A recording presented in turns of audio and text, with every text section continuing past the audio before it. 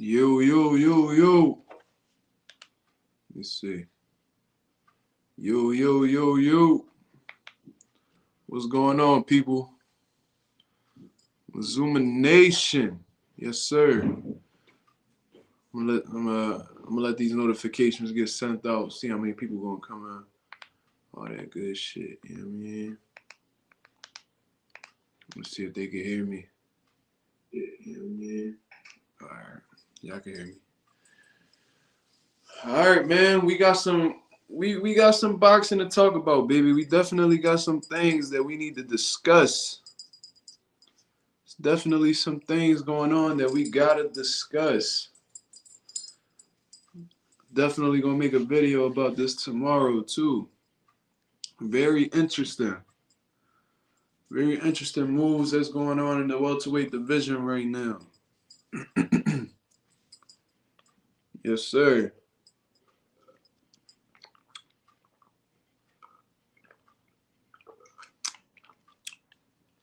Let's talk about it. My guy Notes in the building. Shout out Notes. Stuck on one guy. Notes, I feel like Notes the only one in the building right now, so fuck it. We gonna get to talking. I don't really care how many people really in here. We gonna get into it, baby. So before we get into that, man, you already know what it is, man. You already know what I'm gonna say. Shout out to Mazuma Nation. Shout out to the Mazuma Mob. We back in the building, baby. You know what I mean? We live. We live. I think I did say yesterday I wasn't gonna come on, but it is what it is, man. Gotta keep the momentum alive. We gotta keep things going. I just passed 700 subscribers. I appreciate all you guys who've been coming together to support the channel and been hella consistent, man. I have a great support system on this YouTube stuff. And I'm extremely appreciative to Southpaw TV and everybody who decided to stick around after subscribing. You know what I mean? So shout out to y'all. But there's a few things that's going on this week. My man Southpaw, I ordered my Mazuma shirt. I'm going to stand over a motherfucker in it. That's what the fuck I'm talking about, baby. My man's Southpaw TV, one of my biggest supporters. Man, I'm extremely thankful for Southpaw, man. Regardless of what people say about him, that's a good, genuine friend right there, man. I consider that man a friend of mine. And he's supporting the Mazuma merch, man. So I'm extremely thankful. Thank you, man. Appreciate it. Go check out the merch. I just put up 2 new designs. 100% made by me. You know what I mean? Nobody else. I put that all together myself. It's for the boxing fan and people who just in the sport of boxing in general, man. Check out MazumaMerch.com. You know what I mean? Great shirts. You know what I mean? The one that I put out that has Mazuma Mob on it, that's for my Mazuma Mob guys. Feel free to go check it out, man. If y'all like it, purchase a shirt, man. Especially if y'all like I said, I want to make I want to have my brand all throughout the world. So I can have it out in the UK, so be it. Australia, so be it. You know what I mean? Anywhere, Europe, Asia, you know what I mean? Wherever, bro. Russia, I don't give a fuck, bro. I just want to see my impact just like show all over the world. You know what I mean? Shout out to Lit Tiger. He said, "What's up, man? Hope you're doing well." I am doing well. Thank you very much. I appreciate you checking in and asking. A lot of people don't really do that. I appreciate you, champ. But yeah, man, check out MazumaMerch.com. But the first thing I really want to talk about, I'm going to just go down the line. You know what I mean? I'm going to save the best part for last. You know what I mean? Let's get into Alexander Usyk versus Daniel Dubois. It is officially fight week for Alexander Usyk. I think it is, at least. I think they are fighting this week. Hopefully I'm correct. But nonetheless, regardless, the fight is coming up soon. And it's a fight that I didn't really expect to happen. You know what I mean? Mazuma Ma, shout out to Stop Motion MMA. It's a fight that I didn't really expect to happen. You know what I mean? It's a fight that I feel like Daniel Dubois is not really deserving of it, in all honesty. And I just feel like Usyk should have been in way bigger fights than the one that he's currently in right now. I just feel like, in all honesty, it's a waste of time. Because there's bigger fights that I'm sure we could have seen besides Daniel Dubois. God bless me. But yeah, Daniel Dubois. There's plenty of fights in the heavyweight division that have been more intriguing. You know what I mean? For Alexander Usyk to face.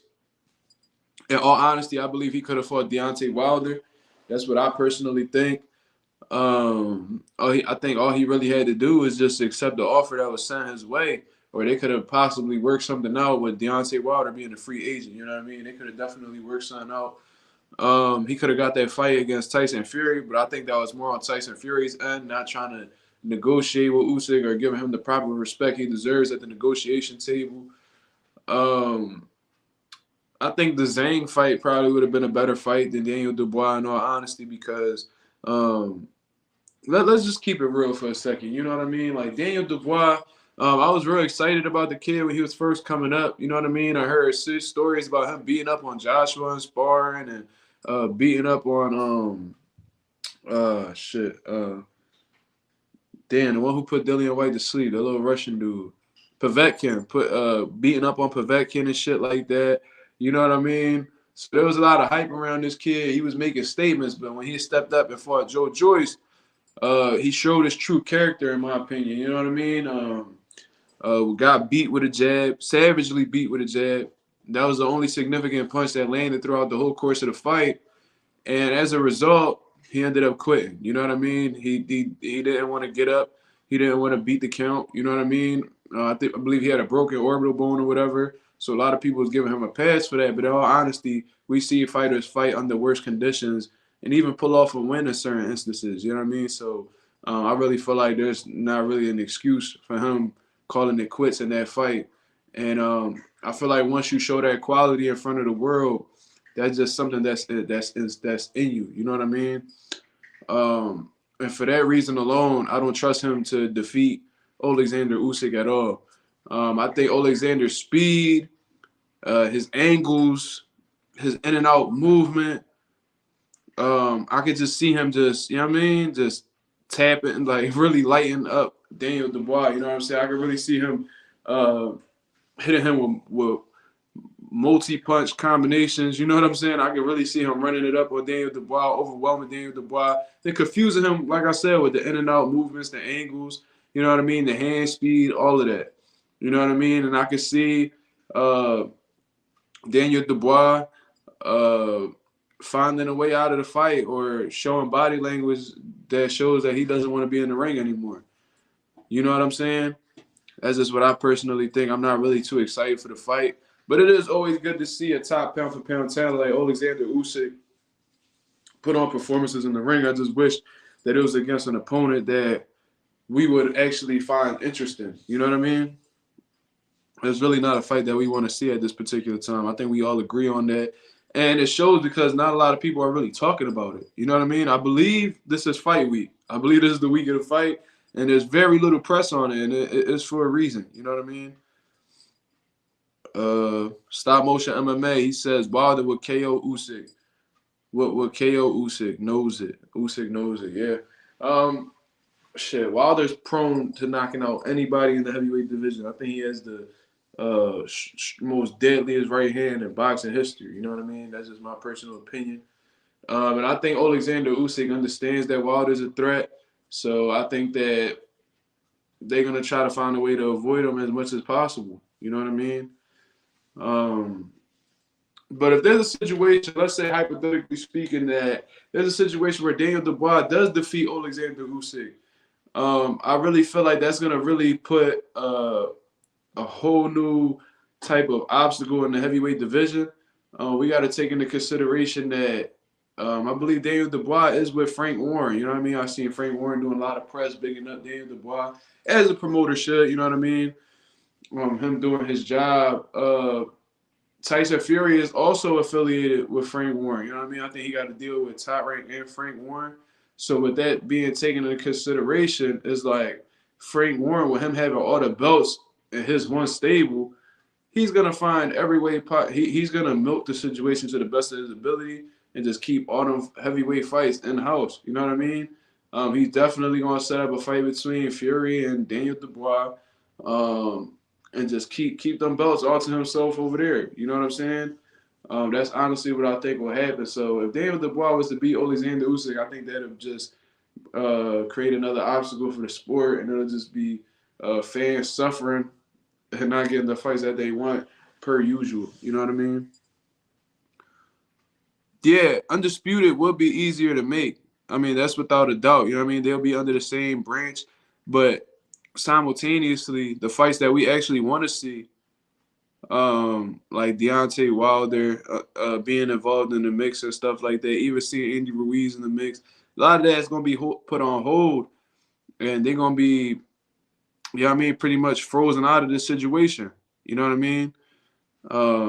So that's another way to look at it. You know what I mean? I might be looking at it from a pessimistic point of view, but undisputed would be easier to make. You know what I mean? That's like the ultimate goal. And all of these weight classes to become undisputed. But we also want to see the top guns get the shots at the belts in the first place, not Daniel Dubois. You know what I mean? But I honestly think that Alexander Usyk is gonna style on Daniel Dubois, either get a late stoppage or a clear-cut unanimous decision. That's what I personally think about that situation.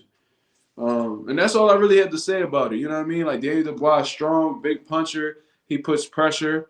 You know what I mean? But I don't know if that's gonna be enough to defeat somebody on the skill level of Alexander Usyk, who has pretty good defense. His feet, I honestly feel like his defense is his feet. He has great movement, and he's very agile for a heavyweight, considering that he came up from cruiser. And I think in the amateur fought as low as 165. You know what I mean? So uh, he's definitely more athletic than the average heavyweight, faster than the average heavyweight. So he has a lot of advantages on his side. You know what I mean? Despite him being a small heavyweight. You know what I mean? Big Cup of Joe, salute. Appreciate you checking in, my brother. We got 11 people in the building now. All right, we could really just cook now. Shout out to everybody who just coming in. I was just speaking on the Usyk and Daniel Dubois situation. I believe it is their fight week, and I was just going into Dubois' character as a fighter. I was going in on how Usyk should be able to defeat him clearly, decisively. You know what I mean? And how if it's a situation where Daniel Dubois were to beat Alexander Usyk, I think it'll hold up a lot of big fights to be made in the heavyweight division. That's just my honest opinion. That's just what I take. That's my take on the situation. Like I said, I might be talking from a pessimistic point of view, but the good thing would be that if they're both under Frank Warren, then they'll definitely have an undisputed matchup, and that'll be pretty dope to see, especially at heavyweight. I think that'll be a pretty big deal. And considering that Dubois and Fury are from the UK, that'll be a big fight over in their country. You know what I mean?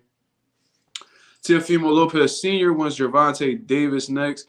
Bro, I mean, that's not like surprising. You know what I mean? I feel like everybody wants a shot at Tank Davis, not necessarily because they feel like he's beatable or anything like that, but they understand that Gervonta Davis comes with a big bag. You know what I mean? Like he comes with a big bag. Motherfuckers gonna get paid off of him.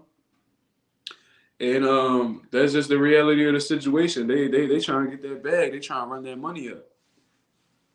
You know what I mean? And that's exactly what Teofimo, not senior, but Teofimo himself, the fighter, that's what he wants. He wants the big bag because he was threatening retirement and all. And then like he was alluding to the fact that he won't come back unless he was treated how he felt, unless he was given what he felt he was worth. You know what I mean? So he's saying like, I'm going to fall back from boxing until you pay me what I feel like is reasonable to come back out of retirement for. You know what I mean? So obviously a Gervonta Davis fight will be a big money fight for him. He'll definitely make the payday that he's looking for. You know what I mean? So that's exactly why they're pursuing the fight. I don't think it has anything to do with them seeing any type of weaknesses in Gervonta or they sleeping on Gervonta or feeling like they can easily beat him. It's just the bag. You know what I mean? That's just exactly what it is. Teofimo, from what I've heard, he's had some financial hardships in the past, especially after the Lomachenko fight. A lot of things got exposed, especially with his ex-wife wanted to divorce him and shit like that, battling for custody of his kid, what have you. There's a lot of things going on with him. And you know what they say, more money, more problems. You know what I mean? And when you have problems, you typically have to spend more money to get rid of them motherfuckers. So that's just what it is. No doubt. Notes back in the building. That's what's up. Big Cup of Joe Dubois only has a puncher's chance. Yeah, especially in the heavyweight division, I feel like all them big ass dudes have a puncher's chance. You know what I mean? And I feel like a puncher's chance, like if you're just relying on knocking Usyk out to win, then it's like not really. It's already not looking so good for you. You know what I'm saying? My brother Mazuma went live. Thought you was taking today off. Yeah, I was speaking on there. I said I was, but you know what I mean? Like I said, I gotta keep things rolling, gotta be consistent. You know what I mean? I'm a workaholic at the end of the day. I get used to routines and shit like that. So once I start to get in the habit of doing something, it's really hard for me to break that cycle. And usually when I do break that cycle, I feel like I'm doing something wrong. I start feeling guilty and shit like that. So yeah, I mean, I lied. I guess. I guess I lied. I said I was gonna do something and I did it. I guess I lied. But it's not a bad lie. You know what I mean? Ain't nothing wrong with, you know what I mean, working. You know what I mean? This don't feel like work to me. I feel like I'm at the barbershop just chopping it up with my people. You know what I mean? I think Tank stops T.O. I can see T.O. throwing one of those leaping hooks and getting caught with something and getting stopped. That's possible. T.O. does get a little reckless and leaps in with certain combinations, or he'll like lunge in while he's throwing a combination. And once Tank gets the pickup on you doing that, especially if you do it habitually during a fight, he's gonna find a way to make you pay off of that. Like Leo Santa Cruz, he threw like 3 right hands in a row. Then when he threw that 4th one, he slipped and put him to sleep. You know what I'm saying? Like Rolly, he was coming in all reckless. Tank seen that shit a few times. He picked up on that habit, and he made him run into a shot. He set a trap, made him run into a shot. And because Teofimo does have that bad habit of like lunging in and just coming in recklessly behind like lead hooks and shit like that, I feel like that's something that Gervonta could definitely take advantage of. So, you know what I mean? That could be a mistake. Teofimo gonna have to be extremely focused and fight a perfect fight against Gervonta, because if not, he will get clipped. You know what I mean? Mama mentality, no doubt. No doubt. Shout out to Kobe. That was my favorite player ever. Okay, Mazuma got that dog in him. I feel you, though. Nah, bro. Yeah, it's just, I don't know, man. Like I said, I get used to habits, and it'd be hard for me to, once I develop one, it's hard to, like, really step outside of it. Man just started kickboxing as a hobby. Any footwork, drill tips? I would recommend you just working on the basics. You know what I'm saying? Nothing's better than the fundamentals. So in all honesty, if you have like some type of ring to like shadow boxing or anything like that, just work on taking steps going forward. Work on taking steps going backwards. Step it to your left, step it to your right. You know what I mean? If you got them ropes that could go diagonal, that could create an X in the ring, then I would work on just rolling underneath, stepping, rolling underneath, stepping, rolling underneath, then doing the same thing going backwards. And once you start getting that down packed, then I would start working on the pivot. You know what I mean? There's a lot of drills you can do with that. I would suggest getting a step ladder. No, not a step ladder, a foot ladder that football players use and stuff like that. And just work on stepping inside, stepping outside. Because before you learn any of the flashy footwork or your pivot and stuff like that, gotta learn the basics, bro. A lot of people can't punch going backwards. Learn how to punch going backwards. Learn how to punch going forward. Learn how to punch stepping to your left. Learn how to punch stepping to your right. You know what I'm saying? Like, that's the basic stuff that you need to master. And I swear, if you take that approach, you just learn the fundamentals, a lot of this stuff will come a lot more natural. A lot of things will be a lot easier to transition into. You know what I mean? Fundamentals first, and then everything else come after that. That's just my personal opinion. Workaholic, for real. Yeah. That's what I want to say for last. He said, No's talking about what you think about the Ugas-Barrios fight. We gonna get to that. We definitely gonna get to that. Like up the stream, y'all. Yeah, I appreciate if y'all would like it, man. Let's get the algorithm popping. You know what I'm saying? Appreciate that. Mazuma, no live. Taking O'Malley fight. I see the same uppercut landing against Santa Cruz. Yeah, I just see Sean O'Malley getting hurt badly. You know what I'm saying? But like I said in the live yesterday, I don't think he really believes he could defeat Gervonta Davis in the boxing ring. I think that he wants exactly what Teofimo wants. He wants that bag. You know what I'm saying? I think Teofimo honestly is, you know what I mean, confident enough to believe he could beat Tank. You know what I mean? So he's an actual boxer. It's a different situation. But at the same time, he's willing to take that chance against Tank because he understands there's a big reward behind it. You know what I mean? Mazuma, do you mess with O'Malley? Nah, not really, bro. Not really. I don't really know too much about O'Malley. I've seen a few of his fights. I've seen the fight that he lost against like Cheeto Vera.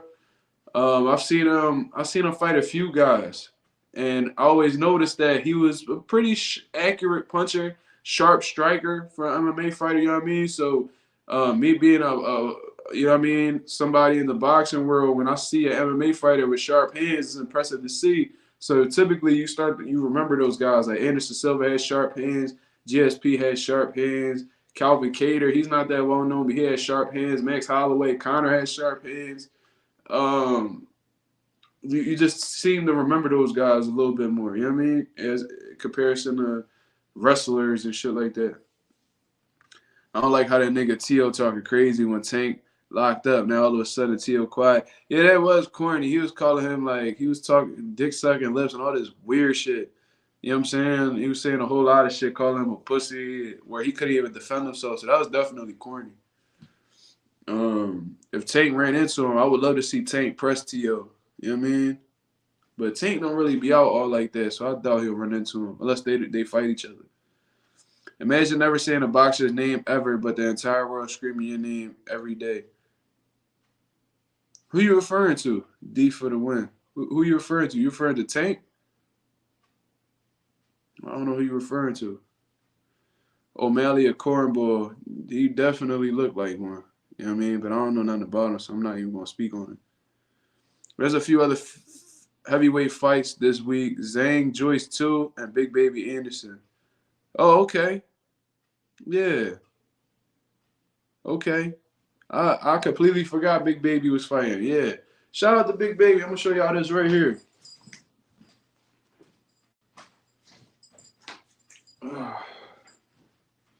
Shout out to Big Baby. He signed his glove for me right here, right with Jerron Ennis. You know what I mean? This is Jared Anderson's signature right here. Jared Anderson. You know what I mean? And then you can see Boots right here. He signed the other glove. I took a picture with both guys after the fact. It was great. You know what I mean? Shout out to Big Baby for the signature for sure. I just peeped my cat scratched this motherfucking glove up. Motherfucker. Oh man, I'm gonna fuck this little motherfucker up, bro. What a bastard. What a fat bitch. Motherfucker. That shit just pissed me off. Fucking dick. Yeah, I can't believe T.O. didn't say pause after that. Yeah, bro, these niggas just be saying whatever. That should be kind of wild, but I mean, Teofimo a little weirdo anyway, so I don't expect him to really pay attention to the shit he be saying. Yeah, he fighting again already, bro. Yeah, he had a quick turnaround after that Charles Martin fight. Yeah. Yeah, I'm talking about Tank. Never hear him say nobody's name. The whole world scream his. But, I mean, he don't really got to say nobody's name because he pretty much the big draw in them lighter weight classes. So do he really have to go out his way and call somebody out? Not really. You know what I'm saying? When you at the top, you really don't got – why would you call out anybody that's below you? You know what I'm saying? But even prior to that, I never really heard him call out nobody's name, even before he was champion and all that. So, yeah, that's interesting. Oh, that's dope. Yeah, definitely. Yo, Coach Mazuma, do you remember when Tank and Tevin Farmer altercation when Tank said, "Don't touch me"? Who you think would have won between them? Yeah, like Tevin from Philly and all that, but I think Tank would have stopped Tevin. You know what I'm saying? I just think that Tank, Tevin was a great defensive fighter, but I always felt like his offense didn't match it. That's why I had JoJo Diaz defeating Tevin Farmer, and it ended up becoming true because although Tevin has great defense, he can make you miss all the time.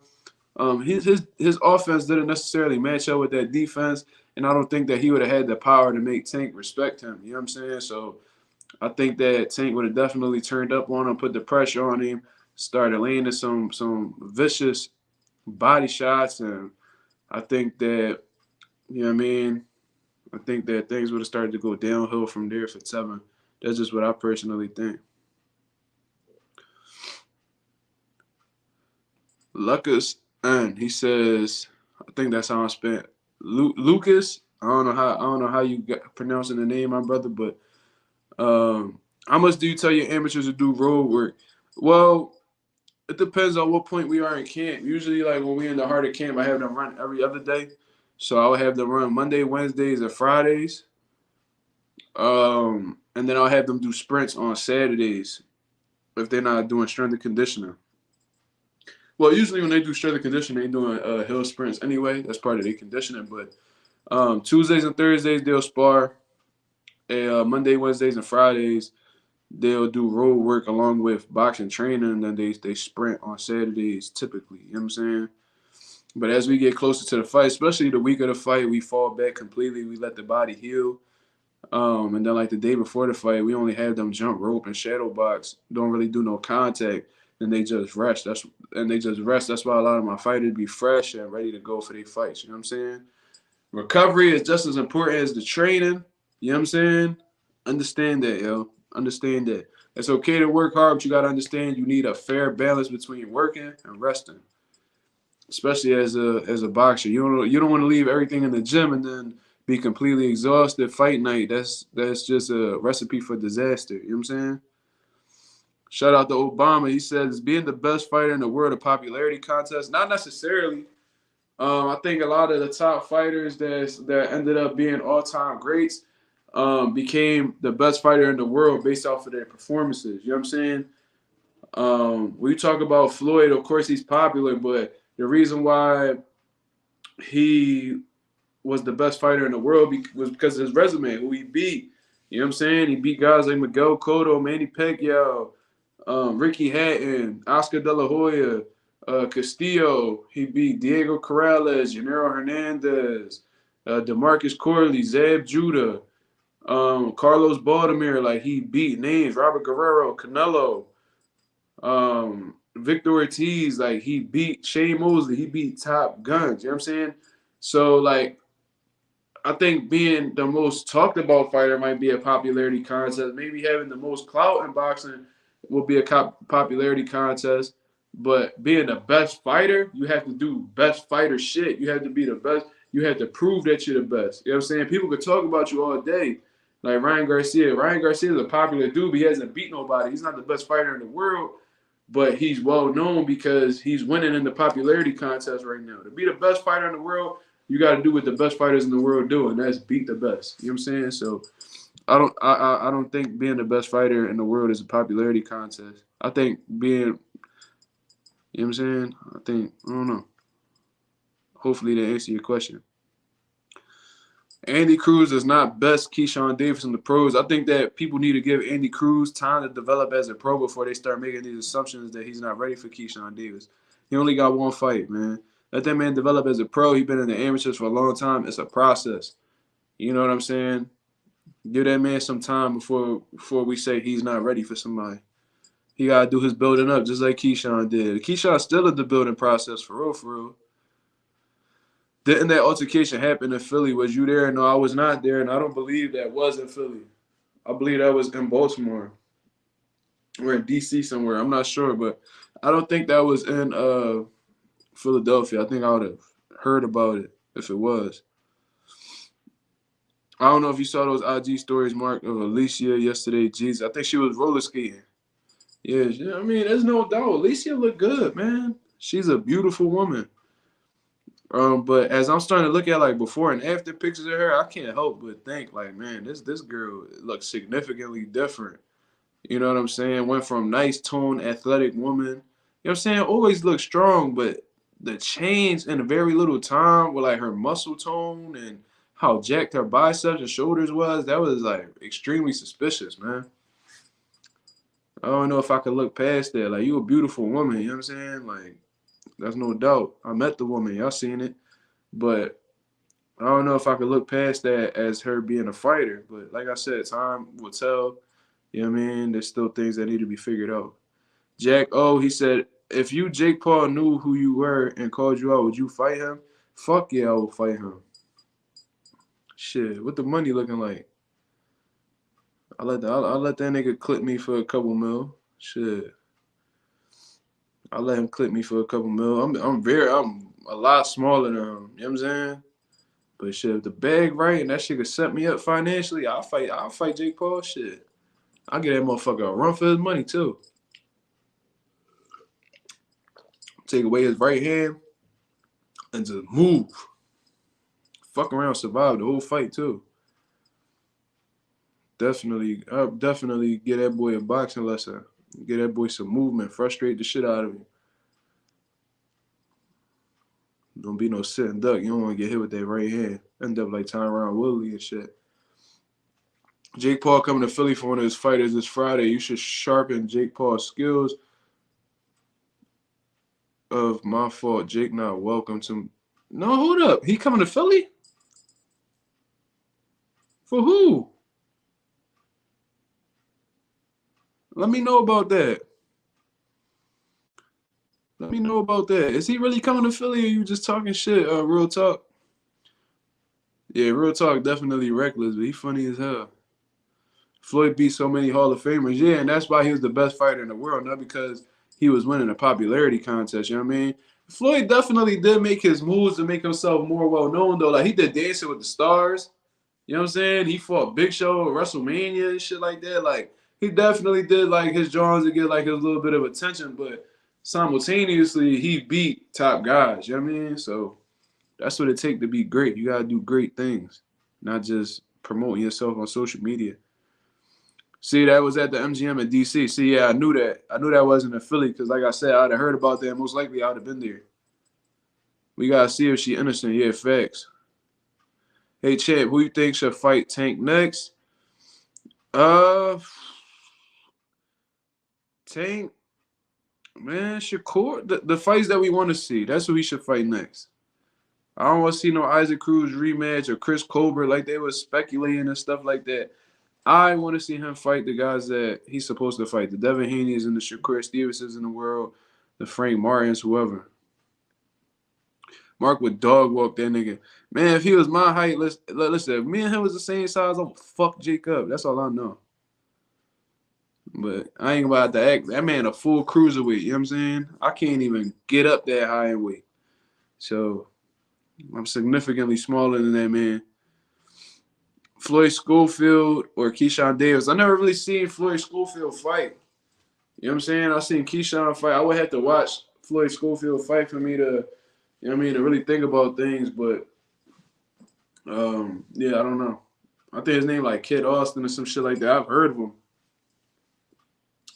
But like I said, I never really seen him fight, so I can't really call it. I'm not going to make an assumption. Alicia was ripped as hell. Yeah, but she seemed like, you could tell like she's not necessarily like deep into training, you know what I'm saying? Like I said, she always looked tall, muscular, fit, you know what I'm saying? Beautiful body type shit, but I don't know, man. Like these last couple fights, she been looking extremely masculine. You know what I'm saying? So it's kind of strange. One of his fighters signed an MVP. Does that mean he actually gonna be there? What fighter is it? And what I'm gonna look into it. I know there's a fight. I know that Joey DeWaco was fighting Kobe Madison.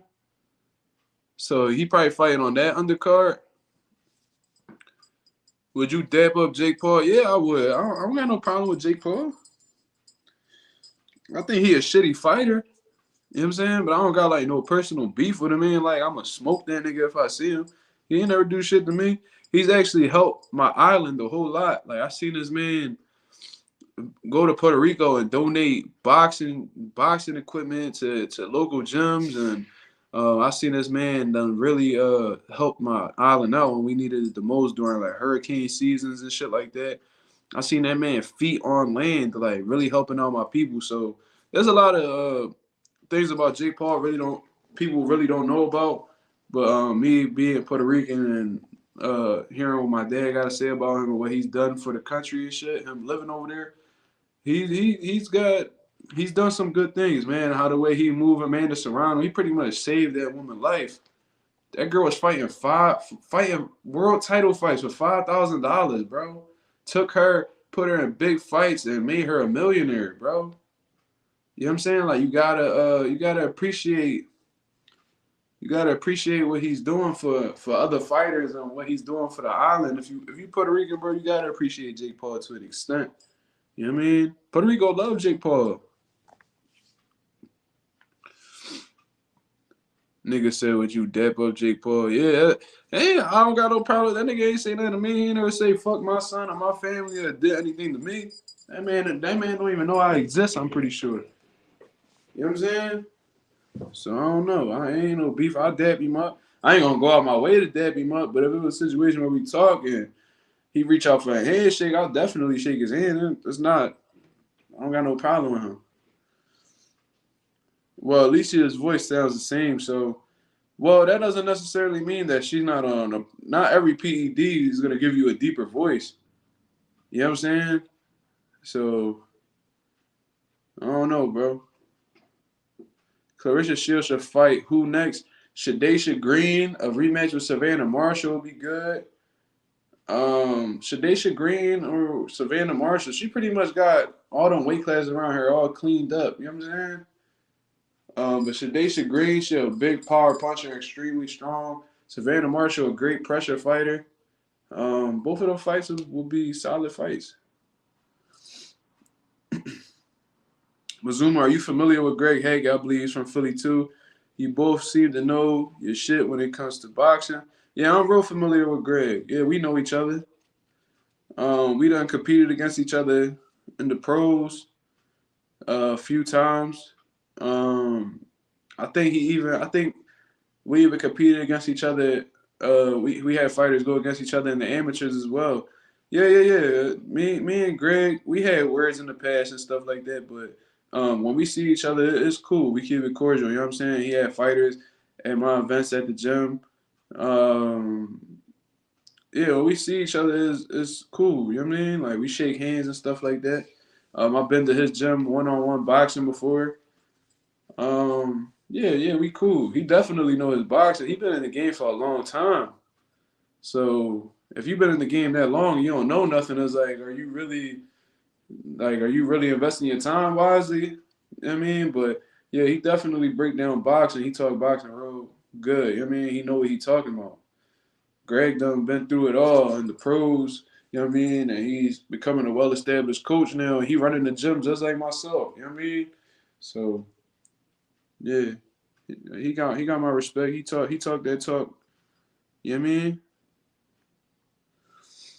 Jake sound like a cool dude. I'm sure he is. Like I said, I don't know him, so I can't really speak on him. But based off his actions and what he's done for my country, Puerto Rico, you gotta salute the man. Yeah, Mark, she went like 30 plus fights, and I don't think she even touched 100K in her career. And she put her head up and her, yeah, bro, that's crazy, bro. Like that's insane. This girl was what she got like fucking 7 weight divisions, bro. She became world champion of 7 different divisions. The closest to Manny Pacquiao, she surpassed De La Hoya, and she couldn't even touch 100K in 30 fights, bro. That's insane. But that lets you know that God is good, man. And if you keep your head down and you continue working, your time is gonna come. You know what I'm saying? There's no telling when it is. God got his own kind of plans, but you know what I mean? I'm glad that she's getting what she deserves, you know what I mean? Everyone got their time, Azuma, not just boxing in life. You feel me? Yeah, that's facts. That's facts. What you think about Chantel Cameron versus Clarissa Shields? Didn't Cameron beat Katie Taylor? If we talking about that's the same woman, then I feel like she'll be extremely undersized going against Clarissa Shields. You know what I mean? I don't think that'll be a good fight for Cameron to take at all. I just think Clarissa Shields is just in a different like stratosphere right now. You know what I'm saying? So I really wouldn't I wouldn't really bet against Clarissa Shields against any of these women in boxing right now. 20 people here, y'all like up for real. Yeah, appreciate it. Get a thumbs up, man. Like, share, subscribe. You know what I mean? Do what you gotta do. Yeah, 7. See, she a 7 division world champion. You know what I mean? Hold on, this dude hood champions boxing and sports. He talking on here. Yeah, really fuck with how Jake blessed her for real. Yeah, bro, you gotta respect that shit, bro. Cause he could have easily just kept all the money to himself. He ain't had to help nobody. You know what I'm saying? So time for everything. Shields has everything to do with these females. Shine.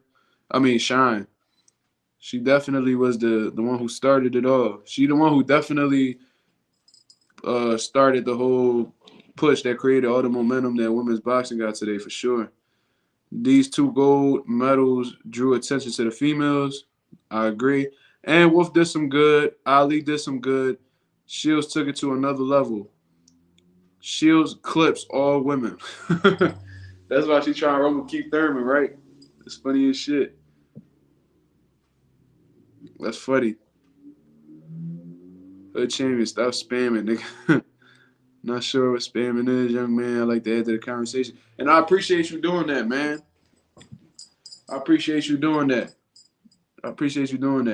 But yeah, Clarissa Shields definitely is a big reason why women's boxing is at its all-time high right now. Like out of all the years, I'm 25 years old. I'm not the oldest man. You know what I'm saying? I haven't been around. I haven't been on Earth that long, a quarter century. But the little bit of time that I've been here, you rarely ever really heard about women's boxing. Like, of course, you heard about the Layla Ali's, you heard about the Ann Wolfs. You know what I'm saying? You heard about little female fighters here and there, but for the stage that Clarissa, like the foundation that Clarissa created and what all these women have been able to build on top of it, is something that we haven't seen before. You know what I'm saying? So it's dope to see. A lot of these women are starting to get big purses and they fighting each other. And it's dope, man. They putting on some great performances, dog. Like they really putting on some great performances, bro. And in all honesty, it was before the Earl Spence and all these big fights started happening in 2023. A lot of people was like, yo, like these women stepping up more than these men are. You know what I'm saying? So it was like, what the fuck going on? Like these girls, Evander and Katie Taylor fighting each other, Clarissa and Savannah Marshall fighting each other, and all these big fights happening, Hannah Gabriels and Shields. It's like, damn, like these girls stepping up more than these guys are. And they started to take the shine a little bit until Al Haymon snapped and made 2023 what it is. You know what I'm saying? Shadacia Green and Southpaw went at it today. Man, are you surprised, bro? Southpaw be at everybody. I'm 48. Yeah, okay, you around my pop age. My pop like 52. Christy Martin. I'm 26. Yeah, I'm 25. The 2-minute rounds make a difference. Yeah, I seen a lot of girls been fighting to try to get it to 3 minutes, though. You know what I'm saying? I think that wouldn't be a bad idea. They bang the whole 120 seconds. Like, you got to think about it. Like, I got amateurs, like kids who don't even have more than 5 fights fighting 2-minute rounds. You know what I mean? And professional women only fighting 2-minute rounds. I can see how they find it disrespectful. It's like, damn, we can't do 3 rounds. We not capable of doing 3 rounds. You know what I'm saying?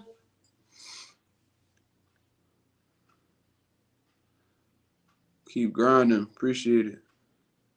Southpaw funny as fuck. He stand on what he say. You gotta respect niggas like that. They don't switch for anyone. Yeah, when Southpaw say something, he rock with that shit through and through. And you do gotta respect that. Even if you might disagree with him, you gotta respect that. You know what I mean? He really stand behind the shit he say. A lot of people don't stand on principle no more. 3 minutes creates a safety concern. I understand that, but boxing overall is a safety concern. You know what I'm saying? This is sanctioned violence. You know what I mean? You could get hurt in 2 minutes just like how you get hurt in 3 minutes. So it is what it is. You know what I mean? It don't gotta necessarily be 12 rounds for women. You can just get them 10 rounds. But I mean, these girls are elite athletes. You know what I mean? They train just as hard as men. If not, they probably train harder than some of these men. And if they want 3 minutes, then they should be able to get 3 minutes. If that's what they're asking for, who are we to say no? You know what I mean? So that's just my take on it. Physicians have studied this. I heard about that. But, you know what I mean? At the end of the day, physicians study CTE in fighters, and fighters still continue fighting. You know what I mean? They study a whole lot of shit, but, you know what I mean? The sport goes on, so it is what it is. I for real be checking for your channel every 10 minutes to see if you post. I love this channel. Y'all appreciate that, homie. Thank you. Definitely put out like a video a day. I definitely go on live every day, if not every other day. You know what I mean? Yeah, Shields really got women's boxing popping. Yeah, she definitely paved the way for these, like, quickly paved the way for a lot of these girls to follow.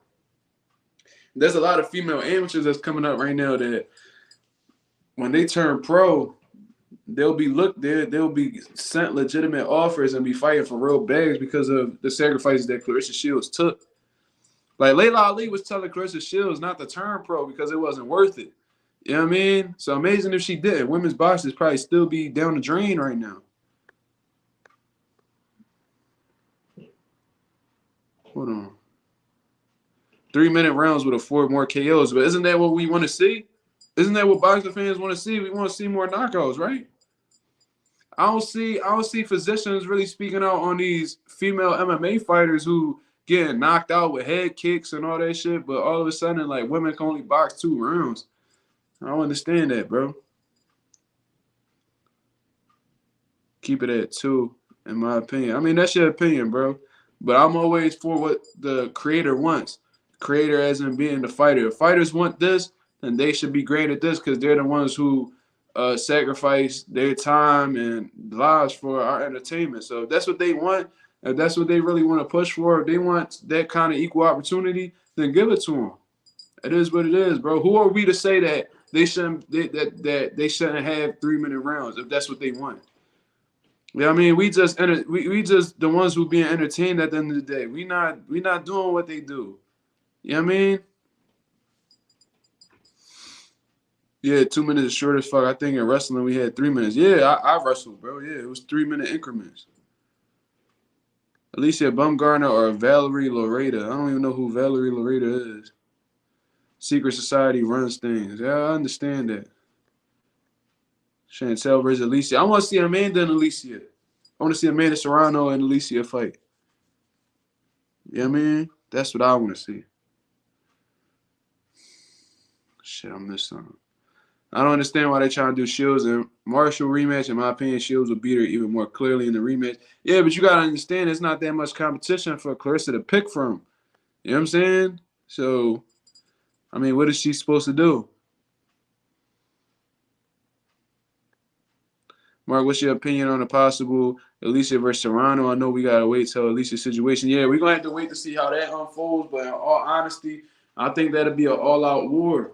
You know what I mean? I think that Alicia would try to put some type of, like, smarts on her, try to outbox her. You know what I'm saying? Be sharp and, you know what I mean? Try to be a good boxer, puncher. But I think that eventually Amanda Serrano is going to force her into a dog fight, you know what I mean? Because Amanda come to do one thing, you know what I'm saying? She gonna rip them body shots, she gonna rip up top, she nonstop pressure. And I want to see how Alicia deal with that because we've seen Alicia fatigued in fights before.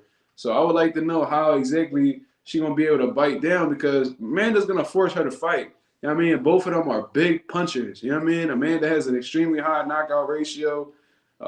She's hurt women to the head and the body. She's gotten some big knockouts in her career. Alicia is a big puncher as well. So it'll be a good back and forth, man. It'll be interesting to see how Alicia will be able to keep that pressure off her because Alicia is usually the one who's a stronger fighter, who's the one pressing forward. But I think it'll be very unlikely to see Amanda take a back step. So they're either going to be in the middle, rock'em sock'em robots, or Alicia going to be on the back foot trying to outbox Amanda. So that's an interesting fight. Shields has nowhere to go. True. That's why she even taking like MMA so she could find some type of challenge because in female boxing, she just ahead of the curve. You know what I'm saying? Who would you pick in a Tank versus Loma matchup? Right now, I'm definitely going with Tank. I think Loma's on a decline. But if we talking like prime Loma that fought Guillermo Rigondeaux, Gary Russell and them, then I will really lean towards Lomachenko. It just depends on which Loma you're talking about. Tim Bradley and Andre Ward's commentary during the Shields Marshall fight was hot trash. They didn't give Shields her credit. It was giving Marshall BS credit. Hey, man, that's what commentators do sometimes, man. That's what they do sometimes. Sometimes they're told to follow a certain path to match a certain agenda. Other times they probably get caught up in the crowd and the emotions in the fight. There's a lot of things that could influence people's commentary, but you know what I mean. I'm not the biggest fan of Tim Bradley's commentary, but I love how the way Andre Ward talks. I like how well spoken he is, and how he breaks things down. In all honesty, that's one of my dreams that I want to accomplish. I want to get into broadcasting. I would love to commentate. You know what I'm saying? I would love to commentate fights, especially like big fights, man. Like I would love to do that. Sit there with a headset on and just break down boxing and really like show my knowledge to the world, to show them that I'm worthy of speaking on these kind of platforms. You know what I mean? So hopefully, if this channel get big, start blowing up, and I start getting attention from the higher ups, you know what I mean? Hopefully, I could get a deal, man. I'm speaking into existence. I would love to be on either one of these big boxing platforms, The Zone, ESPN, PBC, Top Rank, whatever. I would love to commentate. You know what I mean? I wear the suit. I wear suits every day. I work at a bank, bro. So that shit won't be nothing against a nice little suit going on and talking in front of the cameras. You know what I mean? I've been talking in front of cameras my whole life. You know what I'm saying? So this wouldn't be nothing new. I would love to take on that challenge and really get that under my resume. You know what I'm saying? I hear you, but not every female fighter wants it. One fighter doesn't dictate terms, but you don't dictate terms either. So I don't understand like why you so opinionated on this. Like I said, if a lot of these fighters want 3-minute rounds, I heard Clarissa Shields say she want 3-minute rounds. You know what I'm saying? And she one of the biggest voice in boxing. I heard Amanda Serrano say that she want to do 3-minute rounds. They even spar 3-minute rounds in the gym. If that is the case, then why can't they be like, if that's what they want? I never even heard any females say that, oh no, I'm cool with 2-minute rounds. You know what I'm saying? Like, we don't really hear that, bro. Those are amateur time rounds. I got a bunch of amateur fighters, and that's the time limit that they fight under. These are professional boxers. They should not be fighting under the same time frames that amateurs do. You see what I'm saying? That's your opinion, bro. I got my opinion. Let's move on, because you keep on resorting back to the same conversations, and that's not something I really want to speak on right now. Tank over. Hold on. That shit scrolled up crazy on me. Tank over anybody, that's my opinion. You entitled to that, bro. Collectively, women want more money. They aren't tripping over time per round yet. Bro, I've heard them speak on this several occasions, bro. You're not going to tell me what, like, I've heard, bro. I don't understand what this dude talking about. He's starting to irritate me now. Like no shit, they want more money, bro. I was just saying that Amanda Serrano is fighting for $5K in world title fights. Like, obviously, they want more money, and they've been getting more money. But I've been hearing them talk about they want, you know what I'm saying? They want more. They want the same minute rounds as men professional fighters. I did hear this, and I could pull this shit up and show you. Mazuma the truth. I don't care what y'all say. Appreciate that, homie. Thank you. Alicia is Conor Benn right now. Damn, that's crazy. That's crazy. Better be versus Bivol. That's one of the biggest fights to be made in boxing, and the WBC is a big reason why that fight isn't happening, because they believe because Bivol is from Russia and Russia's at war with Ukraine that he doesn't deserve to fight for the WBC title. I think that shit is insane. I think that's nuts, in all honesty. And the WBC is the big reason why this undisputed fight isn't happening right now. Hood champion treating this like it's a town hall for women's boxing. Yeah, bro. Like, I don't know. This might be a female fighter talking to us and shit.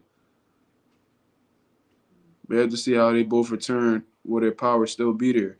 Whose power, bro? Yo, Mazuma, real talk. I really be using your words, not just in boxing, but in life. As far as not giving up, homie. Yeah, no doubt, bro. I appreciate that I could, you know what I mean, help you with the positive affirmations, you know what I mean? Bivol versus Bivol, better be versus Bivol won't happen. Secret society is foul. You mean the higher ups? I don't really think it's secret society. I think it's the promoters. You know what I mean?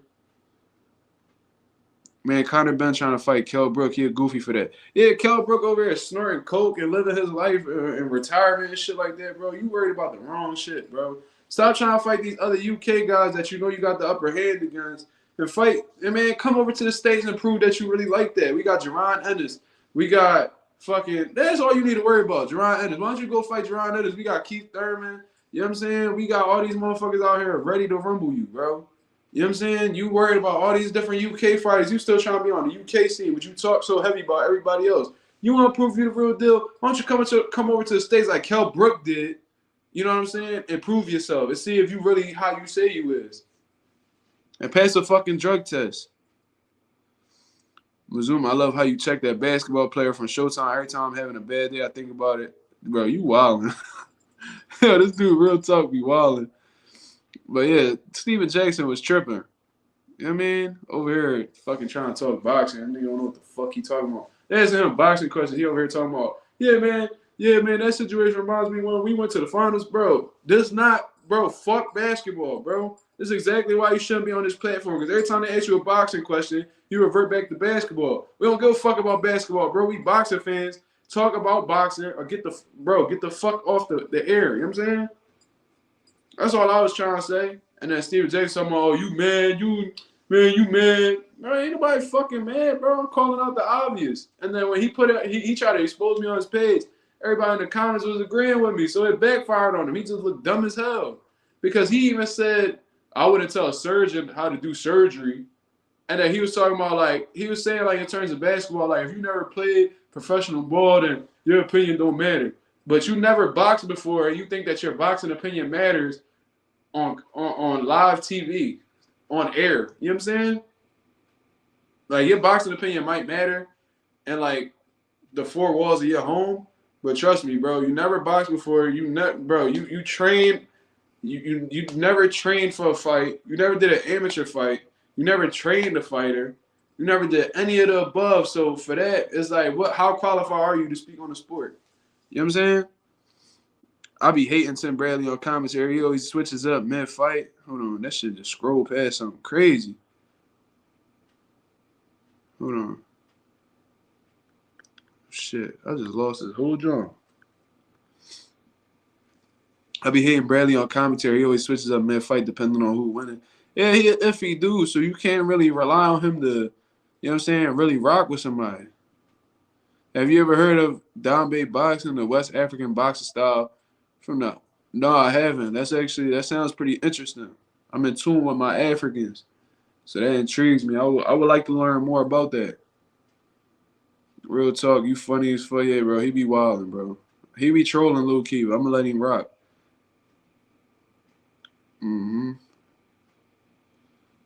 Speaking of commentators, I can't stand Chris Mannix from the Zone Bros. And bro, that's the ones they be granting opportunity. I be listening to this dude talk, and I'm like, bro, like, you good with the words and shit like that, but you don't know what the fuck you talking about. And that's the ones they be giving big bags for to just sit there and talk boxing. And it's like, bro, I can talk boxing better than these dudes. You know what I mean? Like, I don't got the complexion for the protection. You know what I'm saying?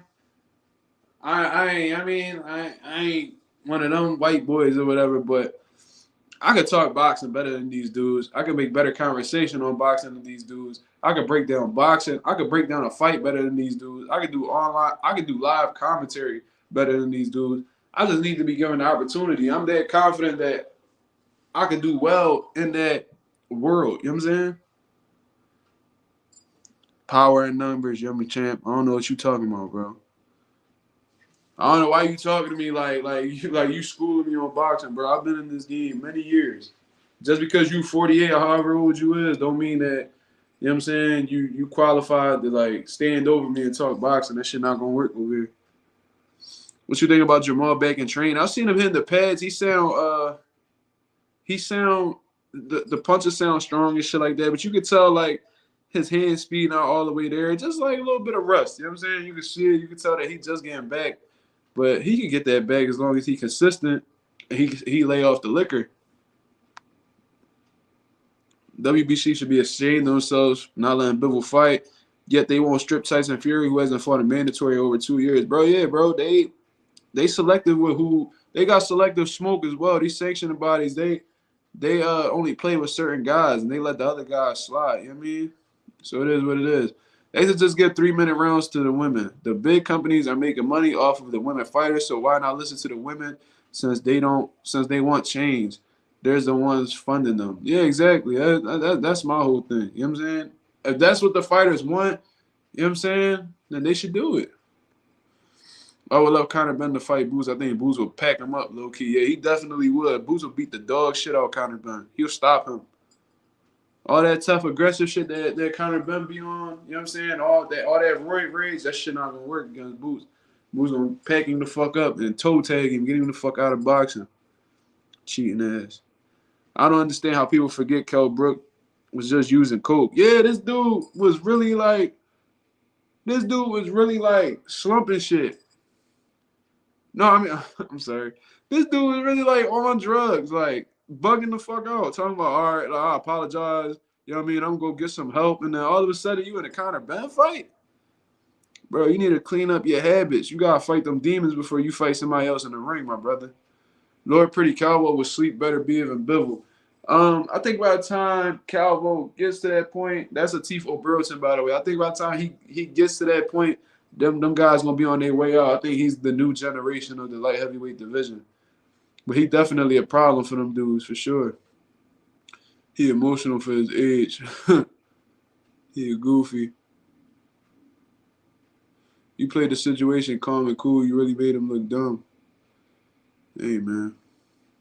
I did wrestling because I wasn't good at basketball, so I'm definitely not trying to hear about it during boxing. Oh, for sure.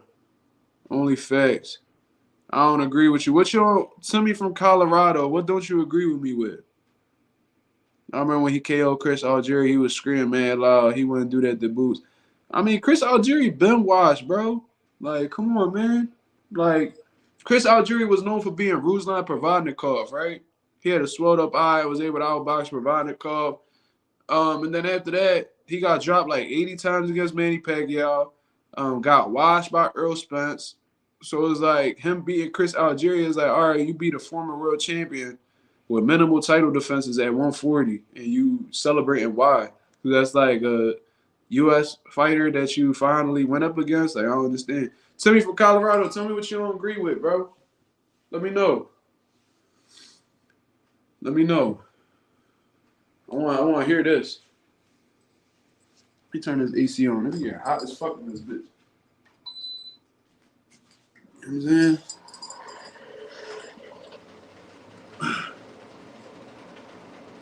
I remember when he KO'd. Oh, yeah, I seen that. Any racist who put... I ain't see that. Did somebody put a Mexican flag up? I ain't see that. I ain't mess with how he was screaming at the crowd like he think he would won. Yeah, but you know.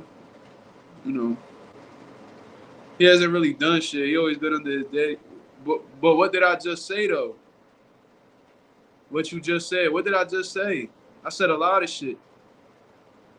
The fuck? Anyway. I ain't mess with how he was screaming at the crowd like he think he done won. Yeah, man, when you in your daddy's shadow, you know, a lot of people will not really looking your way. When you do the minimum, you know what I'm saying, it's real easy for you to celebrate. Timmy from Colorado. Like, fuck. Timmy's a troll. He might be, Malik. He might be. Look, see, he just talking shit, bozo. Like, shut the fuck up, bro. Eat a dick. Fuck you talking about? Fucking goofy. All right, all right, since we already an hour in, you already know I'll be doing like an hour 20. I was on Boxing Scene looking at things to talk about.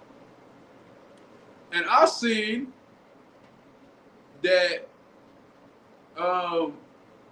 your Dennis Ugas and Ugas-Barrios are gonna fight for the WBC and a WBC title eliminator on the Charlo-Canelo card. You know what I'm saying?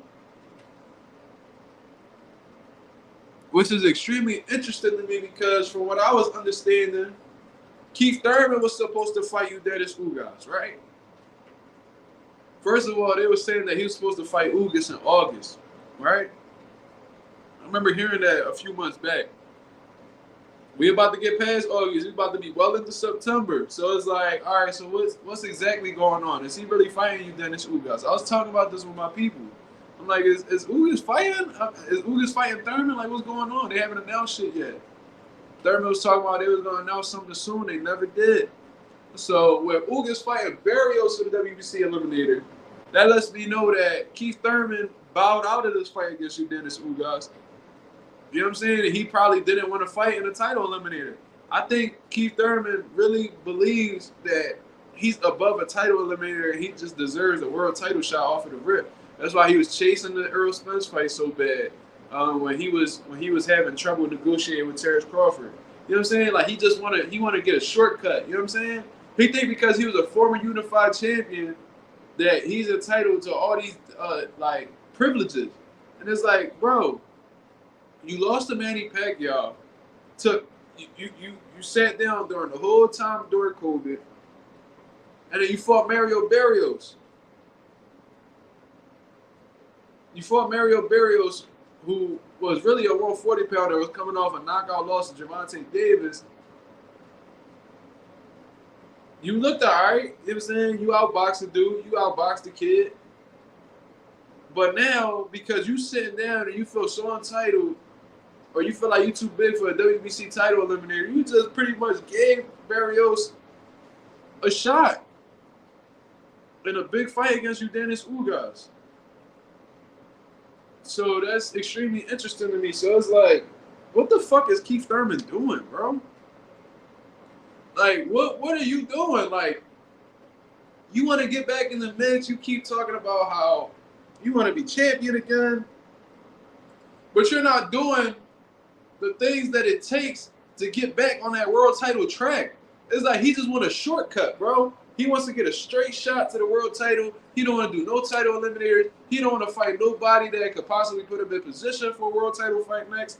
It's like he just sitting back and watching. In all honesty, what Keith Thurman probably doing is he waiting for Terrence Crawford to vacate them motherfucking belts so he can fight for a vacant title. Because he don't want to move up to 54. He don't want that 54 smoke. He wants to stay at one weight class forever on some Marvin Hagler shit. That's cool. But it's like, Keith Thurman is a mercenary, man. Keith Thurman is a mercenary. He's strictly about the money. You know what I'm saying? He wants to get the best opportunity possible to get a check.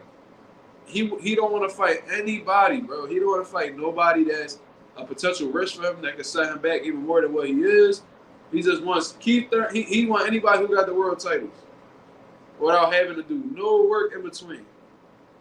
That blows my mind, bro. Like, that sense of entitlement is crazy to me. You know what I'm saying? Let me see. Yeah, it was a lot of shit. Get him out of here. That gem out of here. They get him out of here be having me rolling. No, real shit. Southpaw be having me cracking the fuck up. The Charlo. Oh, I like this right here. Appreciate that, Obama. Wow, this is a banger, bro. This card is a banger. The undercard is set for Canelo and Charlo. Ugas-Barrios, Jesus Ramos, Erickson Lubin. That's a fucking banger right there, bro. Oh my god, that's a good ass fight. Elijah Garcia, they really fast tracking that Elijah Garcia kid. Maybe because 160 really, you know what I'm saying, dead in the water right now. That's probably why. But Elijah Garcia, he's a young kid and he's been putting on some statements. So shout out to him, and they keep giving him shine. He's staying active. That's what's up. But that undercard is solid, bro. That's a solid undercard right there, bro. Ugas and Barrios and Jesus Ramos and Erickson Lubin, that's a good-ass fight, bro. That fight right there, that's like a main event type fight right there on Showtime.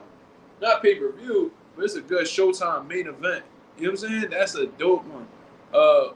Ugas and Barrios will be a main event on a solid card, too. You know what I'm saying? So that's well worth the money. Whatever they decide, maybe it's going to be like $75, $80. That's a good, you got 3 great fights right there, with the last fight being an up-and-coming guy who could really become, like, world champion if he plays cards right. You know what I'm saying? Timmy's probably a Canelo fan. Probably. When was the last time Keith fought? His last fight was against Mario Barrios, bro. His last fight was against Mario Barrios. And he was sitting back just waiting for an opportunity so long that Ugas-Barrios just took his shot for the WBC eliminator. You know what I'm saying? Like, think about it. Spence and Crawford occupied. Keith Thurman not getting that. He don't want to fight Boots. So what's the next good fight for Keith Thurman to take at 147? It would be your Dennis Ugas. You had the opportunity to face him. You fall back. You feel like you too good for a fucking Ugas fight. And Barrios takes your opportunity because you so arrogant, bro. That's crazy to me, bro. That's extremely crazy to me. I don't understand that shit. Keith Thurman and Gary Russell do interviews, but I can't remember the last time they fought. No, real shit, bro. This dude Keith Thurman be on Fight Hype TV, you know what I'm saying? Hanging off of Marcos Villegas balls and shit like that. You know what I'm saying? Just swinging off his nuts all day. Keep talking about how good of a fighter he is and how he wants all the big fights. But every time a fight is presented to him that he could possibly take advantage of, he don't want to take it, bro. The niggas just want to sit on top of his roof playing the flute or some shit. You know what I'm saying? Like, Keith Thurman is a lame, bro. He's really a lame.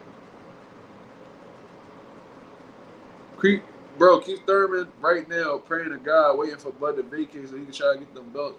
He been praying to the Lord. No, that's facts, bro. As soon as them belts vacate, you already know Keith Thurman gonna jump out the woodwork like, oh, if you can beat me, beat me. If you can beat me, beat me, son.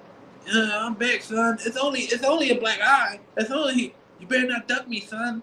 All that cornball shit, bro. You already know he gonna come running his mouth. Tell Earl Spence that I'm the truth. I'm the truth. And I'm willing to face the truth so I can be the truth. Fucking goofy ass, bro. Fat ass gap in his mouth. Stupid ass. Thurman hasn't been an active fighter in like 5 years. Facts. That man been injured since forever. Thurman just talking facts. Thurman a troll low key. That's facts. Thurman is banking on getting a payday. He knows he won't beat Crawford. If the fight between him and Crawford happens, he'll get stopped and then probably retire. That's facts. He will get stopped by Terrence Crawford. That's a fact.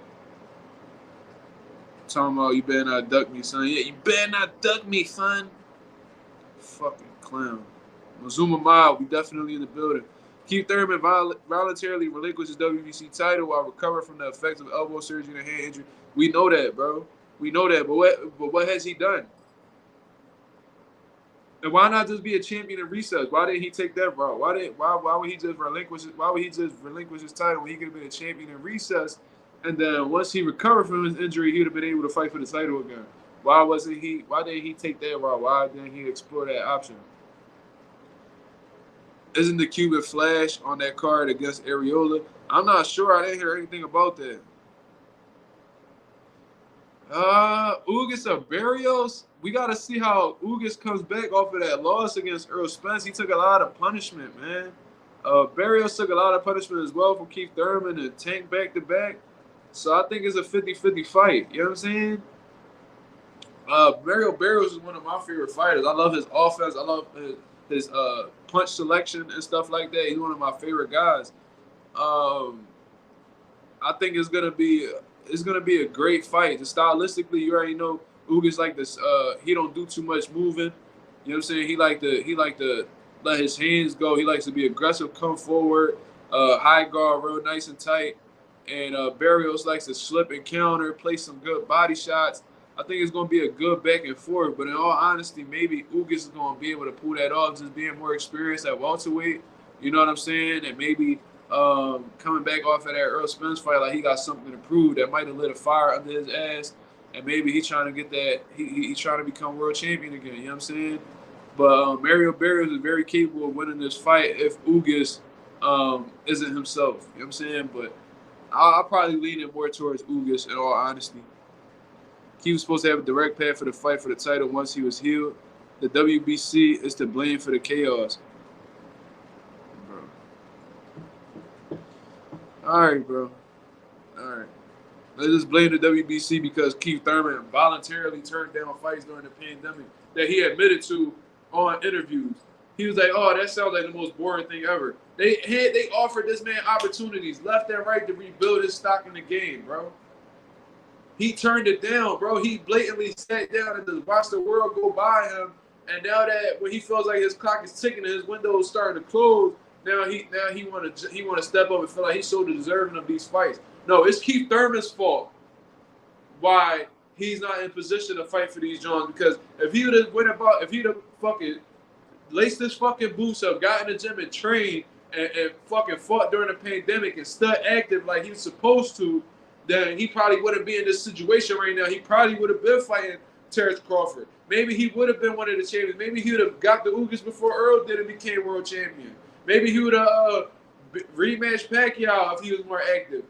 This is all Keith Thurman's fault, bro. I'm not blaming no sanctioning body for him voluntarily being on the shelf and not and avoiding these top fights, bro. Come on, dog. Boots is the number one man. Is ranked number one in the IBF. Why didn't he take on Boots Ennis? Try to beat Boots Ennis. If he would have beat him, then he would have been in line to become Earl Spencer's mandatory. Why didn't he take these routes, bro? This is not the WBC's fault, bro. This is Keith Thurman's fault. I'm not blaming the WBC for his lack of activity in the game. You know what I'm saying? I remember when Thurman was the best 47-pounder. Bro, lame as fuck now. It's crazy how tables turn, right? He was a man when he was beating Sean Porter and Danny Garcia. He had 2 belts. He's like, oh, 1 time. It's now 2 times. And then as soon as Earl Spence came around, this motherfucker don't want to fight no more. Earl Spence said to his face, bro, you going to retire before you fight me. When Earl was chasing him all around, calling him out nonstop, bro, he ain't want no smoke, man. His whole shit changed. His whole demeanor changed. His whole energy changed when Earl Spence started coming around and destroying guys. When he was beating up on Bundu and knocking out Algeria, Keith Thurman was real quiet, bro. He used to talk shit about everybody. As soon as Earl Spence's name got mentioned, he was like, that's a great fight down the line. He's a young, hungry kid. Y'all motherfuckers around the same age, bro. Stop it, bro. Fuck you talking about? Keith gonna be forgotten, and that would be his fault. I think Earl Spence was poisoned before the fight with Bud. Only way. He did seem kind of weird. You know what I'm saying? But I can't speculate. Don't be surprised if Thurman gets a shot at Crawford over Boots and Spence doesn't take the rematch. WBC gets their way. But the problem is Crawford is going to want to move up to 154 anyway. He said it's getting hard to make 47. He said that he'll stay at 147 to pursue a Gervonta Davis fight because it's a big money fight. But his eyes is clearly set on 154 and becoming undisputed at 154. So I think it's more likely that Keith Thurman is going to fight for a vacant belt after Crawford vacates and goes up and either fights Tim Tszyu or goes straight into the Jamel Charlo fight, depending on how Charlo does against Canelo. You know what I'm saying? That's what I think is more realistic. I think that's what more will happen. I think Keith Thurman might become a champion again, but it will be for a vacant belt. You know what I'm saying? That's what I think is going to happen.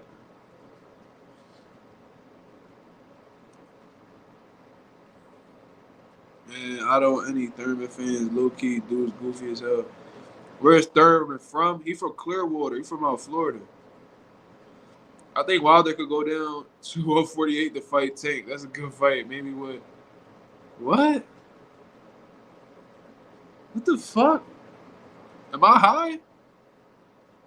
He gotta be a troll. Wild News, he gotta be a troll. He say something crazy like that again, I'm gonna get him the fuck out of here. AJ Thurman, Rolly, biggest cornballs in boxing, especially AJ. They definitely some cornballs, bro. That's a fact. Thurman is 100 years old. Way to payday instead, taking challenges in front gym. What? Yo, y'all gotta learn how to write, bro. Y'all gotta learn how to punctuate, all that shit. Shit kind of crazy, bro. Y'all be making me feel like I can't read. No way you said that, Wild Dudes. The only real way he could win is by robbery. I don't know what this dude talking about. He was asking for Tim Mill to fight Boots. That ain't far-fetched. You know what I'm saying? That Keith Thurman really be saying, I never turned down a contract that was in front of me. Man, stop it, bro. You turning because what comes before the contract, Thurman? Why the fuck would they give you a contract if you turn it down offers? The offer comes first, then the contract is presented after you agree to the offer. You know what I'm saying? Once you agree to the offer, then they give you a contract. You and your lawyers look over the contract. If everything look right, you sign a motherfucker, and it is what it is. You know what I'm saying? Not. Hold on. What the fuck? Is that can't be Southpaw with the heart eyes? That can't be him. Yeah, that definitely ain't Southpaw. That can't be him. Yo, check at that Southpaw, bro. That can't be him. He don't talk like that, bro. He not with all that shit. Terrence Crawford being attached to Canelo Charlo makes that fight even bigger. Their business is booming. Facts. Boxing is on a tear right now. That's sad how inactive Thurman was. Spence damn near lost his life in a car accident and still fought before Thurman. All facts, bro. All facts. That's embarrassing, bro. I didn't even really think about it like that. That's a great point, Ralph. Like, that's crazy. The nigga went through a car accident, broke all kinds of teeth in his mouth, all types of shit. Came back and fought before Thurman. Like, what the fuck?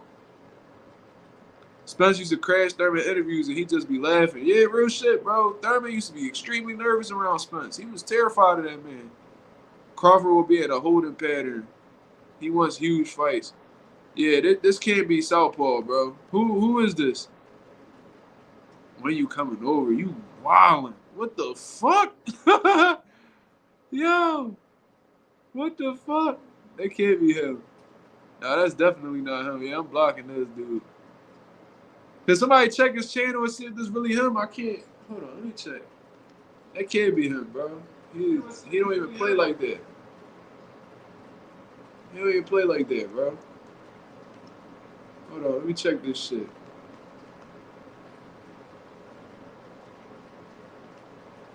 Yeah. These trolls crazy as shit. Hey, yo, all right, my nigga. You wildin'. We ain't with all that Caitlyn Jenner shit, nigga. You got me fucked up, nigga. Get the fuck up out of here with that stupid shit. Look, he even got the trolls laughing and shit. He was like, yo, that was a good one. I wish I trolled like that. Little stupid ass. These trolls wild facts. Yo, this nigga tripping, bro. I don't know what the fuck. Bro, that's not Southpaw. That's a fake account, bro. That's definitely a fake account. Be cool. I just want to support your growing channel. All the best to you. I appreciate you supporting, bro. It's just that we clearly don't agree on some things. You know what I mean? It is what it is. It ain't nothing personal. I'm passionate about the sport just like you, my brother. I'm not coming at you. I'm not disrespecting you. I'm not calling you out your name. We just got a difference in opinions. You know what I'm saying? And, you know what I'm saying? Testosterone and all that good shit is all love, bro. Ain't nothing personal. Trust me. I appreciate you coming out your way to support my channel, though. That's love. I appreciate that. Thank you. Well, I mean, shit. If you ever want to come on here and chop it up, bro, you free to. You know what I'm saying? You don't remember me from last week? Nah, I don't. What have been your favorite fights of the year so far? I'm gonna say Benavidez Plant was my favorite fight so far, and Spencer Crawford. Spencer Crawford was number one on my list. They made the fight happen. But my second favorite fight of the year so far was Benavidez and Plant for sure. Nah. Of course, this nigga would be laughing. If you know, you know. You know what I'm saying? Yeah, get him out of here. He's like, yo, moderators, get him out of here. That should be having me cracking the fuck up.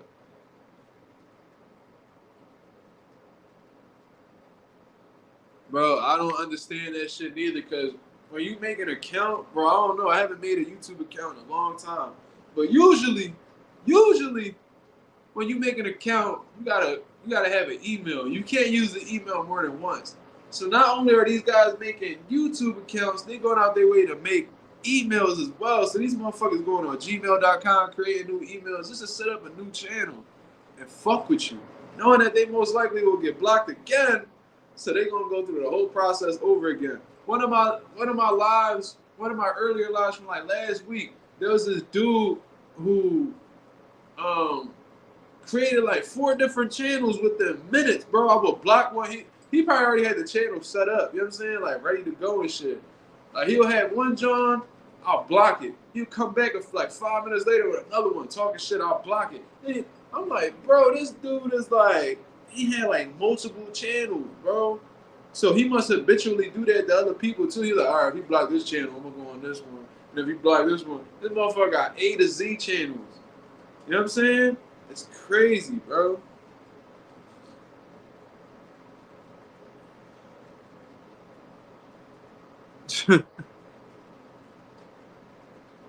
Zoo gonna fight who next? I mean, if he don't fight Jermell, I think Terrence Crawford should take that opportunity ASAP, bro, to get that belt. They'll put him perfectly in line to fight Jermell for undisputed. You know what I'm saying?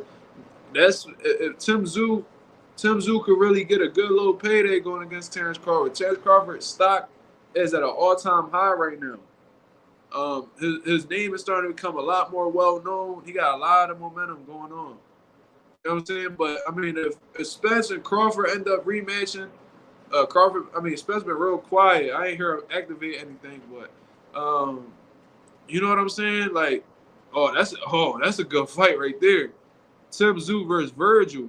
Well, you already know Virgil won't go up to 154 because he literally, like, killing himself to make 147. Virgil and Tim Zoo will be smoke. He will be smoke. That shit right there would be a fucking war. Woo! And I love Virgil, dog. I love his combination punching, all that shit, bro. I love his aggression.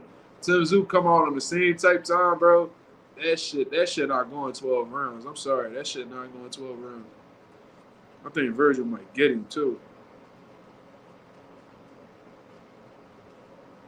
You gotta make a whole separate email verify with phone numbers. Yeah, you gotta go through 2-step verification and shit. Like, yo, these dudes really real life crazy. It take a certain type of motherfucker to do that shit and like find it hilarious. Like, these dudes really be miserable. You know what I'm saying? That shit's really sad. That shit is really sad.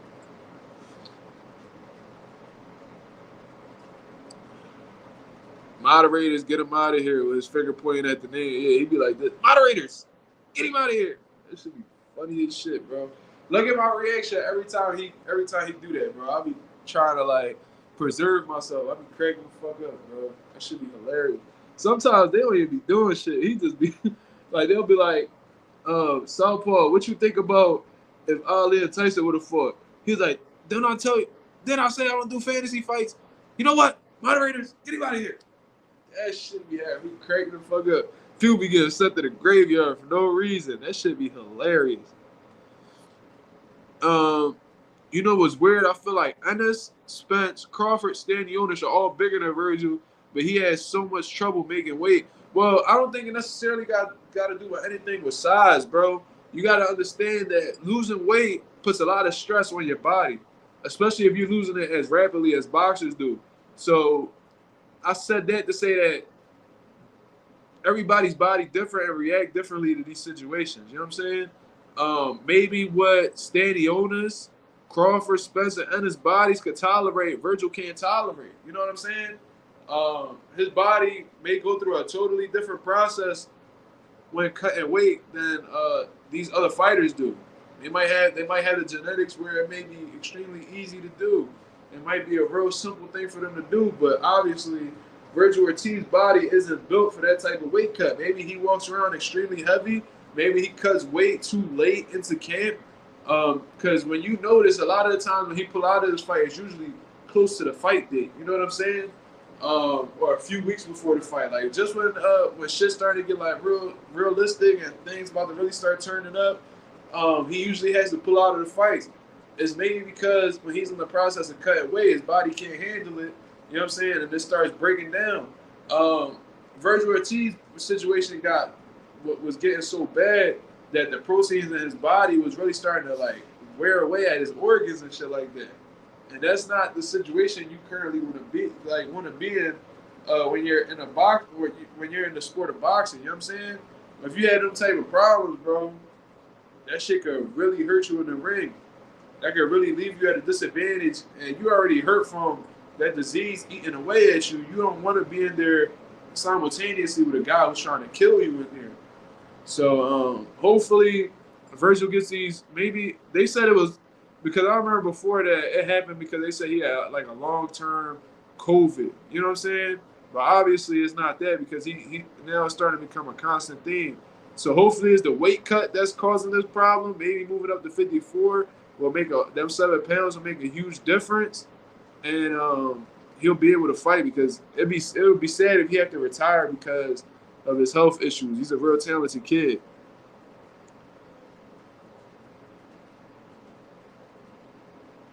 Nigga got nothing better to do. Facts. LMAO. Yo. This is the boxing section. Shout out to the boxing section. Look at this nigga. Get this nigga out of here. He back. I don't see this nigga. Where he at? Where he at?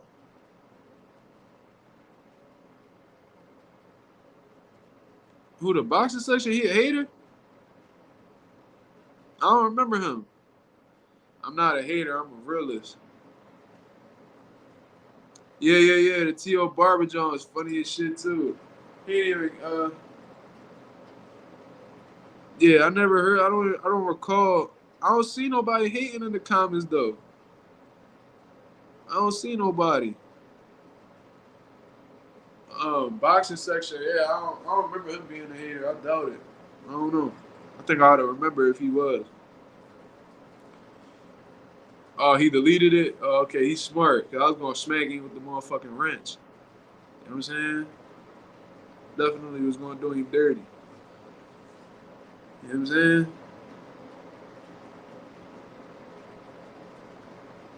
That's crazy. You see what I'm saying? How like these guys habitually make pages just to try to fuck with people. It's like it's one thing if you a clown and you like to troll people, but um when you doing shit just to fuck with people and that shit really not funny, it really says a lot about that person, how miserable and unhappy they are with their lives, bro. They probably be sitting in their basement, scratching their ass with motherfucking Chips Ahoy on their t-shirt, dirty as hell, got fucking you know what I'm saying? Got shit stains on their motherfucking the back of their drawers and shit. You know what I mean? That's the type of shit they be on, bro. Real miserable dudes. They only go upstairs to grab something to eat and come right back downstairs. Fucking basement smell all like sweat and fucking ruffles from their dirty ass feet. Like this the shit that they be going through. You know what I'm saying? Real miserable dudes. Virgil probably needs a nutritionist to help him manage his weight, and he probably needs to get down to a certain weight before he starts training, so he doesn't have to go through that hard cut during camp. Yeah, I agree with you, bro. Nutritionists definitely need to be more common in the sport of boxing. I think weight management needs to be spoken on more in boxing. Um, and that wouldn't be a bad idea to be at a certain weight. You know what I'm saying? So by the time he really gets into camp, it won't be that hard of a cut. You know what I mean? But hopefully he figures it all out, man. He the one who knows his body best. You know what I mean? And hopefully he figures it out so he can continue boxing. Because it'd be a shame if he had to walk away from the game from his health issues. You know what I'm saying? That'd be a real sad John. Because like I said, he a talented dude. And he could definitely be world champion if he goes about things correctly. You know what I mean? It means you're doing something right, I guess so. But I ain't got the personality to be going back and forth with him. I'm just end up blocking him. If Virgil could get back healthy, I think he could. Okay. See, hella 154 pounders problems. Okay. I think so too. I think he a problem for anybody. All the people that Southpaw block, they're coming over here. Yeah. Yeah. They definitely are. He was telling me, he was like, yo, a lot of the people that I got blocked be in your chat. And I'm like, oh, okay, shit, I ain't know all that. That's interesting, you know what I mean? But I mean, everybody that's on here, like Notes, Carlos de Aguila, from what I remember, the boxing section, cool. Stop motion MMA, Shotgun Left, Ralph, they cool. Even Real Talk, he be trolling, he be saying a little crazy shit sometimes, but he a cool dude too. From what I've been seeing, you know what I mean? They constantly on here, they support him, it's dope. I got 21 viewers, man. I appreciate you guys tuning in. But yeah, man, that's what I wanted to talk about. Like Keith Thurman, bro. What the fuck is Keith Thurman doing, bro? I wasn't hating on anyone. They're lying, my boy. Okay, I don't know, bro. I don't think they was really talking about you in the first place. I think you misinterpreted it. I think you think they was talking about you, but they wasn't.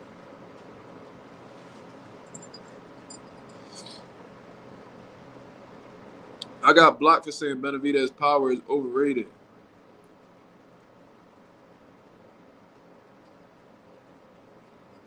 What? That's what I thought. What you mean that's what I thought? What you mean? What you mean by that? But in terms of I got blocked for saying Benavidez's power is overrated. Benavidez got power, bro, but he's not the one punch knockout artist. You know what I'm saying? He's not gonna flatline you with one punch, but he got like that Earl Spence like a cumulative power where he got the type of power that will slowly but surely break you down and get you up out of there. And I think that power is more dangerous for real, because that's the type of style that'll kill you. You know what I'm saying? Like Subriel Matias, he got cumulative power. And because he's constantly putting the beats on you constantly, he don't got enough power to knock you out, but he got enough power to hurt you. That's be the ones who take the most punishment and get brain hemorrhages and fall into comas, man. That's a dangerous type of power to have. You know what I'm saying?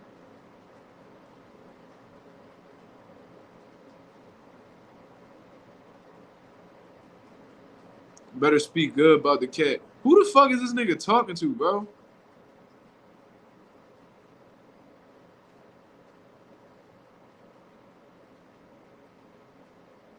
Bro, I'm confused, bro. I don't know who the fuck this nigga think he talking to like that. It's the boxer update from last week. He changed it to the boxing section. Oh, word? All right, we're going to see how it play out. We're going to see how that play out. I don't know who the fuck he's saying better speak good about the cat. I don't know who the fuck he talking to.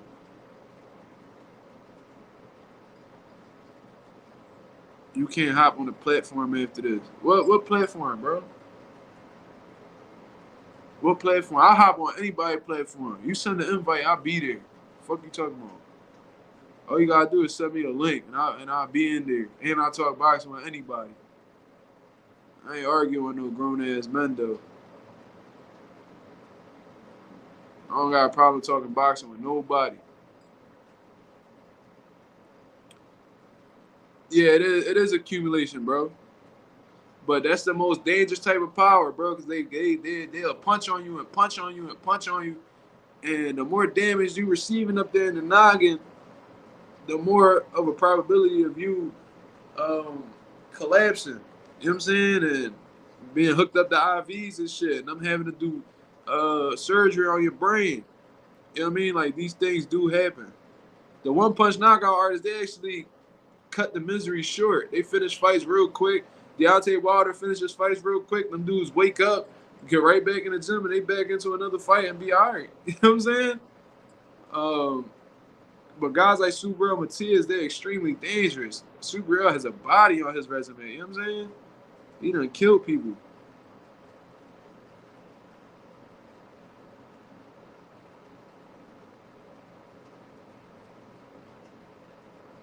I say you can hop on and handle this however you want to. All right, so what's up? Fuck you talking about, nigga? This dude be talking bold as shit on here. I would love to talk to you face to face, bro.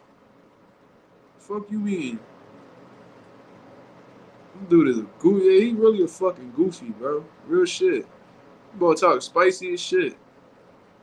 Yeah. I don't know what take time he on. The money has changed, Thurman. He not the same person he was in the early 2010s. Yeah, man. Keith Thurman was hungry around that time, homie. He was hungry. You know what I'm saying? He really was grinding hard for a different life. And once he got that money, that shit fulfilled his hunger, and he just hasn't been the same since. So now he's just strictly money driven.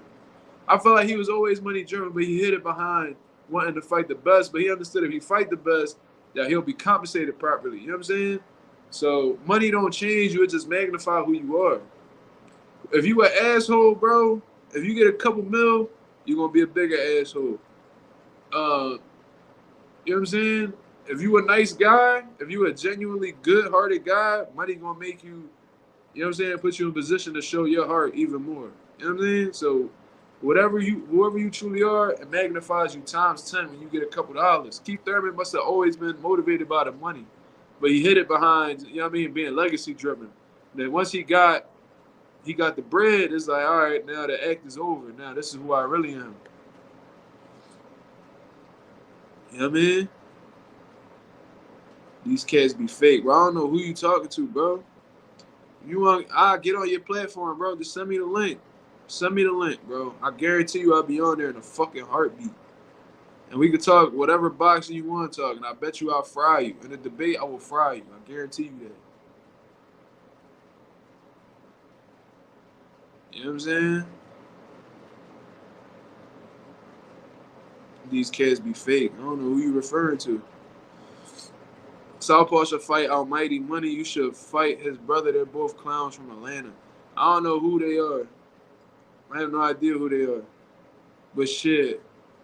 And we around the same weight. And that motherfucking money, right? I'll put in a 4 or 6 week camp and fry a nigga. Don't get it fucked up. Shit. And I don't got no footage up on YouTube or none of that shit. So good luck trying to figure out what's going on. I would love to do that. David Benavidez is the type of guy that could take years off your career or end it. Yeah, that's a fact. That's what I was trying to say. We might never see Caleb Plant come back the same. We might not. He took a lot more punishment in that fight than he did against Canelo. I'll tell you that. Like, Canelo knocked him out. It might have been in a more brutal fight. Like, I mean, he actually had the fight stopped, but Caleb Plant went 12 rounds with Benavidez and absorbed a lot more punishment. So they might take some off of his career. I hope that's not the case. Caleb Plant seems to be in good spirits and ready to fight. Let's just hope that he still looks like himself. Yeah, man. What's your thoughts on David Morrell? He's hella talented. He's definitely a champion in the making. You know what I mean? I think he's a little bit inexperienced at the pro level right now, but he's getting better and better each fight. He's aggressive, come forward, exciting fighter. Got some good pop in his hands. And he almost killed the dude himself. You know what I'm saying? So that dude, he definitely the truth. But throwing him in there with David Benavidez right now, I don't think that's the best look. You know what I'm saying? I think that they should take their time with him. He a young dude. You know what I mean? Really, really mold this man. You know what I mean? Give him some meaningful fights that he could grow from and continue building them from there. You know what I mean? I think he's more of the new generation coming up right now. And once the newer generation start coming up with him, you know what I mean? They can make some big fights happen.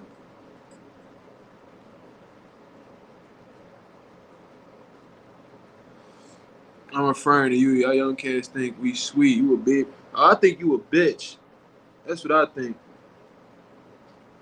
I don't think you sweet. I think you a bitch. And I really think I will fuck you up in real life. And I think your mom got a bird chest with a flat ass and a long butt crack. That's what I think. That's what I think.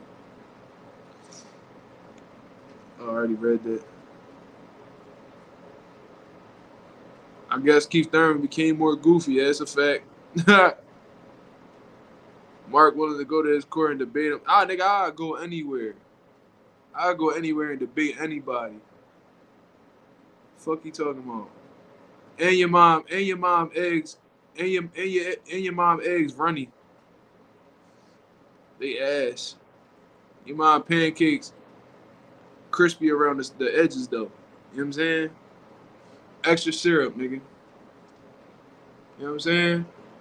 I was in I got in the boxing section. He really mad at me because he caught me with just some drawers on, frying some bacon in his kitchen. You know what I'm saying? I was frying some, and the fucking grease popped and hit me in the chest. I'm like, shit. I looked over, I seen him. I was like, man, take your little funky ass back upstairs. He went upstairs, mad as shit with his head down.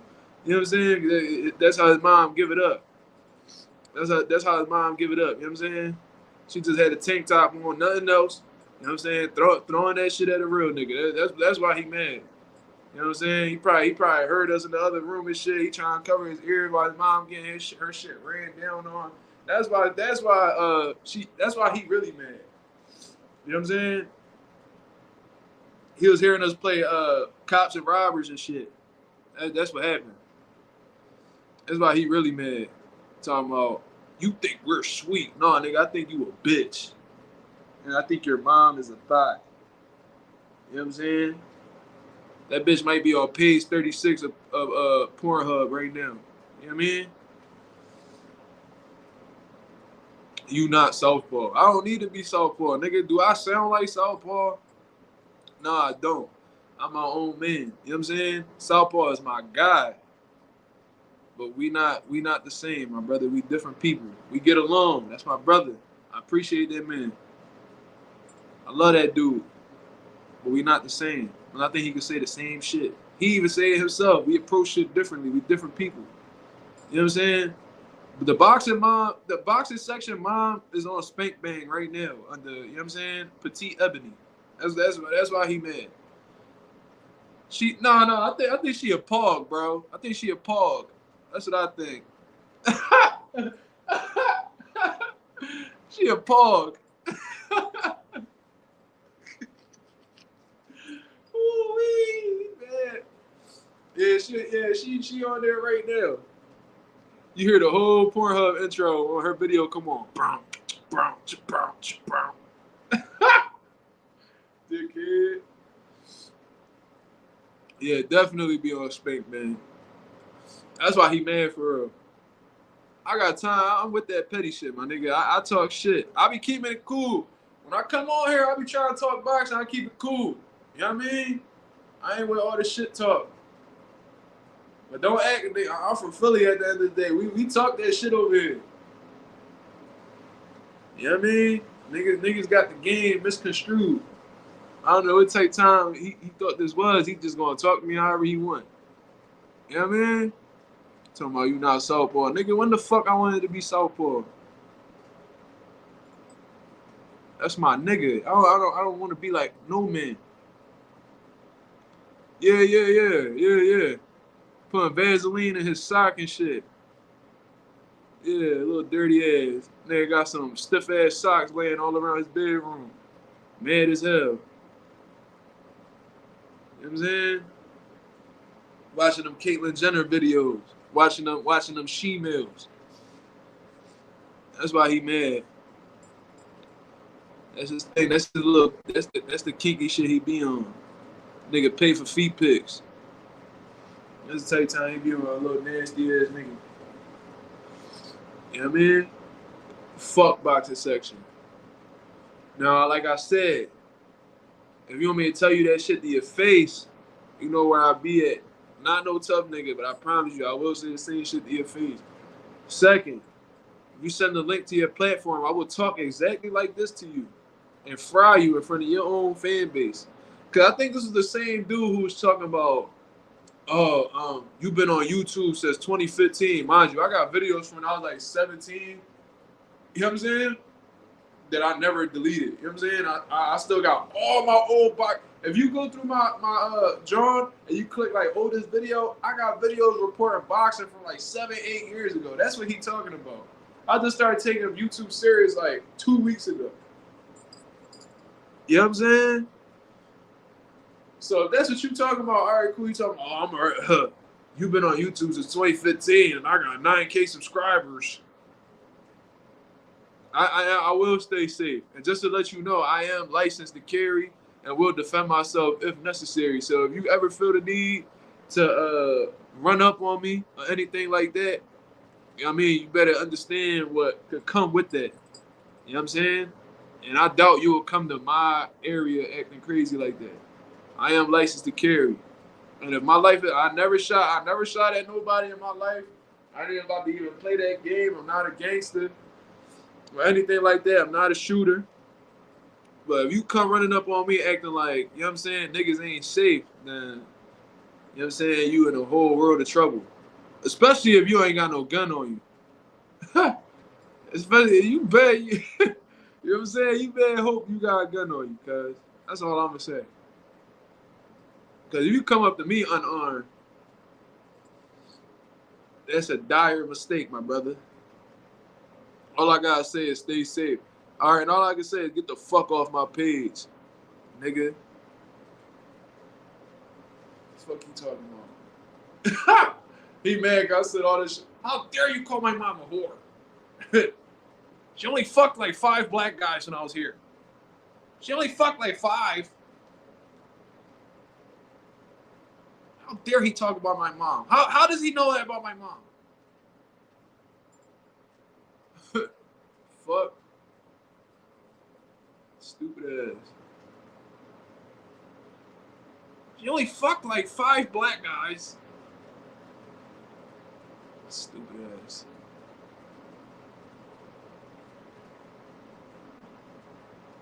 I'm fucking talking about my fucking mom. You know what, Mazuma? Stay safe. That's all I'm gonna say. Whatever, bro. Even if you was like that, you incriminating yourself, so thank you. Fucking lame.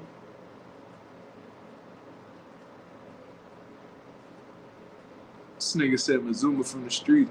I'm not from the streets, my brother. Like I'm from the hood, but I was never in the streets. Well, I'm from the streets, but I've never been in the streets. You know what I'm saying? That's all I'm gonna really say about that. I did do my fair share of bullshit. My bad. Somebody was calling me. My bad. Boxing section of Goofy. Yo, let me know if y'all can hear me.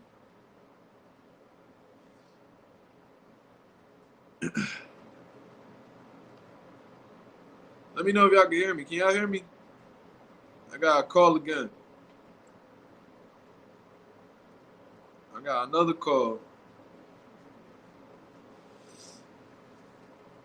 Yeah, he definitely crying in the car, though. Stupid ass. All right, cool. All right. So Max asked me, who you like, Ugas-Barrios? I spoke on that. I think that's an interesting fight from a stylistic standpoint because both of these guys are come forward kind of guys.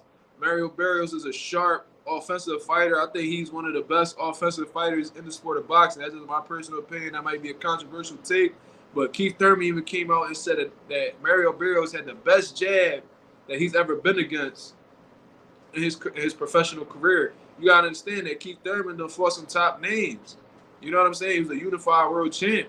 So to get that kind of praise, especially that was Barrios' first fight at 147. So that's an impressive thing to be mentioned with Keith Thurman. You know what I'm saying? Keith Thurman got a little solid resume. So for you to stand out and have the best jab out of all them world-class fighters, that's impressive. You know what I mean? But Mario Barrios, sharp, accurate, precise puncher. You know what I'm saying? Creative offense. Lacks in the defensive department, you know what I mean, which Ugas could take advantage of. They're both come forward guys, though. They like to be aggressive. Mario Barrios, fast hands, good counter puncher. He slip and counter real good. Ugas got a tight high guard. You know what I'm saying? He like to block shots with the high guard. Come forward, let his hands go. He likes to load up. He likes to throw big shots. He's not the biggest puncher, but he got some respectable pop. In all honesty, we got to see how Ugas comes back off of that injury against Earl Spence. He might be a little timid. He might be more hesitant to get hit because he might not truly be confident in the durability in his eye. And with a sharp puncher like Mario Barrios, he's very capable of re-injuring that eye if he catches Ugas flush. You know what I mean? So it might be some psychological components that may play a factor with your Dennis Ugas. You know what I'm saying? Mario Barrios, he came off of a loss against Keith Thurman. He took a lot of punishment against Keith Thurman, so we have to see how he bounces back from that as well. So this is why it's a good fight. You know what I mean? Both of them are coming off of losses and absorbed a lot of punishment in the process. You know what I mean? So I think it's a close fight, but in all honesty, I think Ugas is more experienced at the higher level. I think that he will be. I think he'll be the one stepping forward against Mario Barrios. Mario might have to use his legs in this fight, being a smaller man. not fully acclimated to the weight yet. Maybe your Dennis Ugas counter-punching abilities along with his overall aggressiveness may give him the edge in this fight. But I wouldn't be surprised if Mario Barrios pulled it off. I think it's a 55-45 kind of fight in Ugas' favor. You know what I mean? But Mario Barrios could definitely make things happen, bro. Like, a lot of people underestimate his performance against Gervonta. He gave Tank a lot of problems until Tank hit him with the bomb. You know what I mean? He gave Keith Thurman a lot of problems. He hurt Thurman to the body. This is a game opponent. And I don't think Ugas is on the level of a Gervonta Davis or a Keith Thurman, in all honesty. So it's a great fight. It's a great fight. It could go either way, but I'm edging it towards Ugas right now. Without really knowing how he's going to come back off of that injury. Mazuma got some street in a real dude.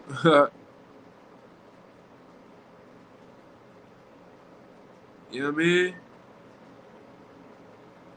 Keith Thurman, yeah, he got a solid resume. He got the Robert Guerreros,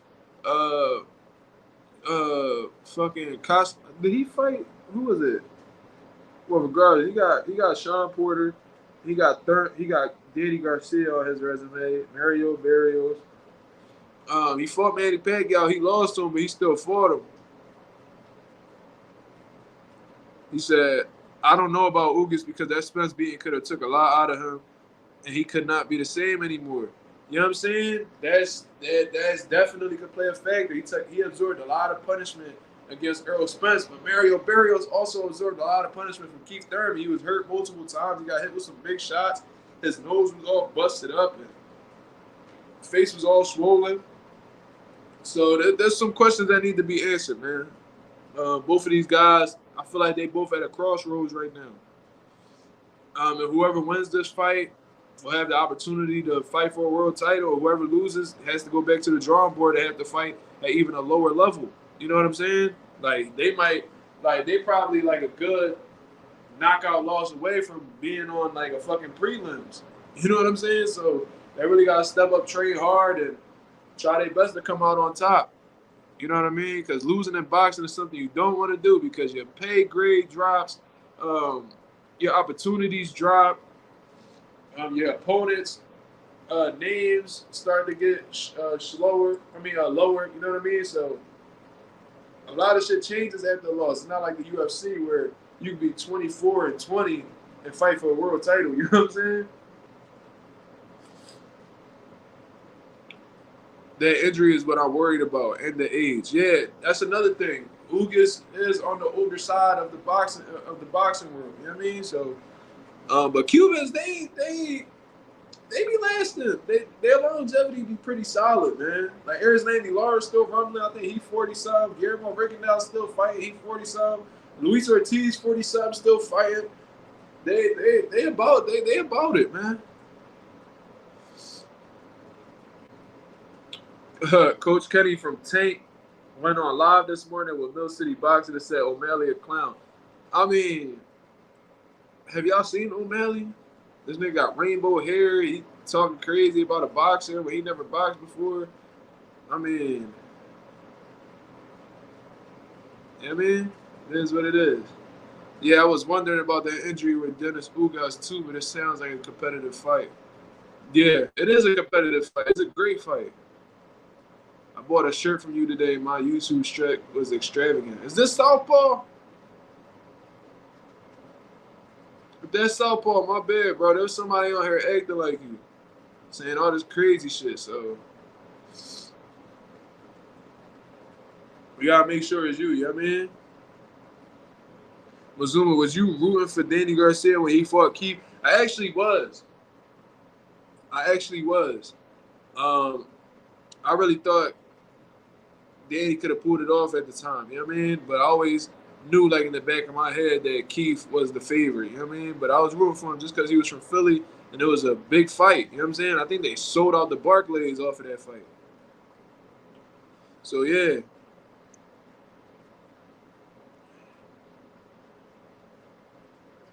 Cuban boxers be made out of vibranium. Y'all see Yoel Romero? Yo, facts, bro. Them dudes, they last, bro. Okay, yeah. He said that Southpaw. All right, cool. Yeah, bro. Southpaw. There was somebody on here acting like you were saying all this kinky shit. So just had to make sure it was you. You know what I mean?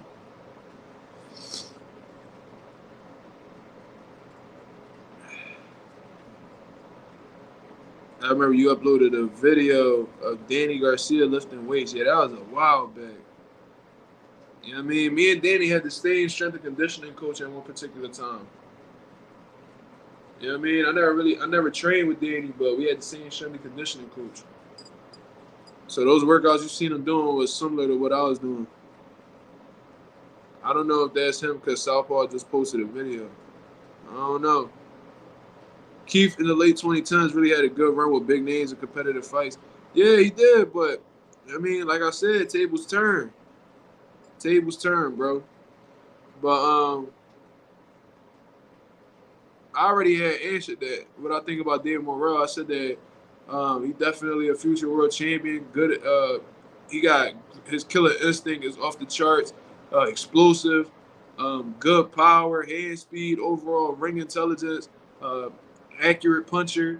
There's a lot of good things about him.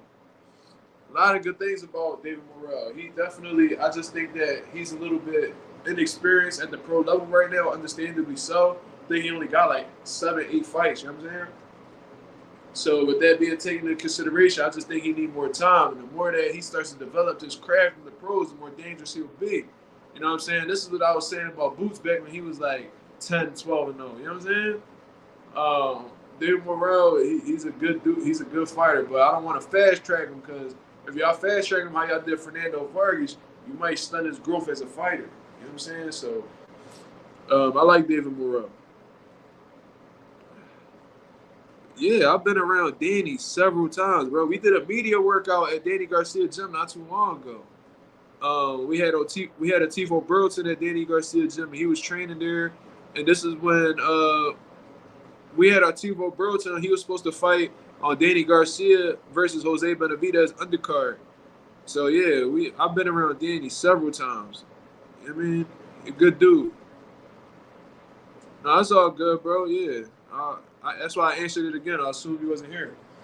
Benavidez or Boo Boo. That's a very competitive fight, bro. I think that's gonna be the hardest fight of Benavidez's career. In all honesty, he has a lot going. He has a lot of shit that he's gonna have to deal with when it comes to Demetrius Andre, the southpaw, the fast feet, the fast hands, um, the explosiveness, the awkwardness of Demetrius Andre.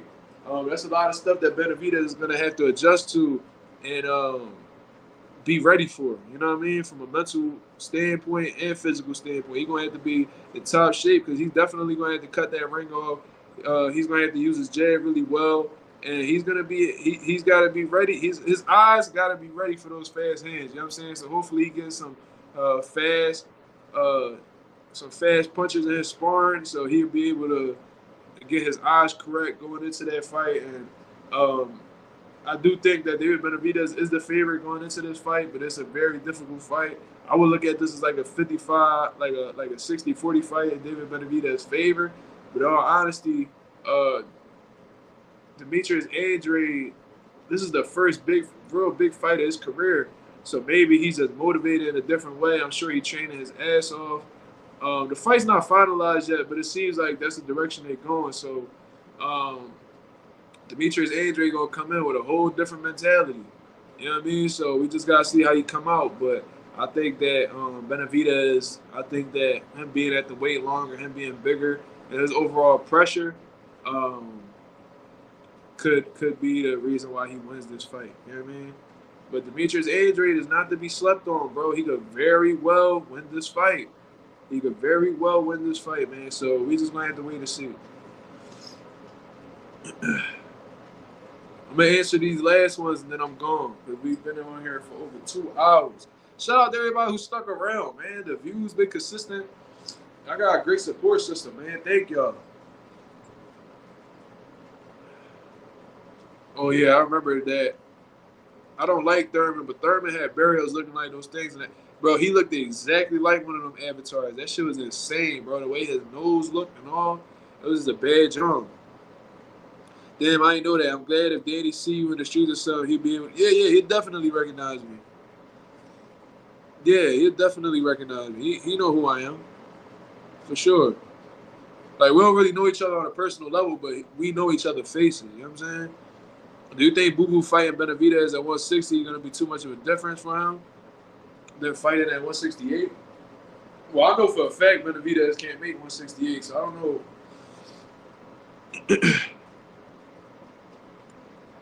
If there was a fight at 160, obviously it would benefit Demetrius Andre because he'll be lighter, faster.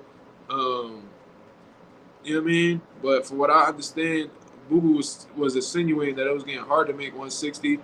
And he looked like he's filling in the 168 pretty good. Demetrius is a tall dude with a big frame, so I'm sure he'll get comfortable at 168 pretty quick. Your thoughts on Shakur Stevenson versus Frank Martin? It's a great fight. You know what I mean? Frank Martin been looking for all the smoke possible, and I think he might have found it with Shakur. Um, Frank Martin's a good counter puncher, real tricky. Earl, similar to Earl Spence in a way, you know what I'm saying? But a great boxer, great conditioning. He might have his moments against Shakur Stevenson. This might be Shakur Stevenson's toughest fight to date, but I think Shakur Stevenson's skill set is going to set him apart, and I think that he'll beat Frank Martin. But I think it'll be a good competitive fight. Boo Boo is very slept on. That's facts.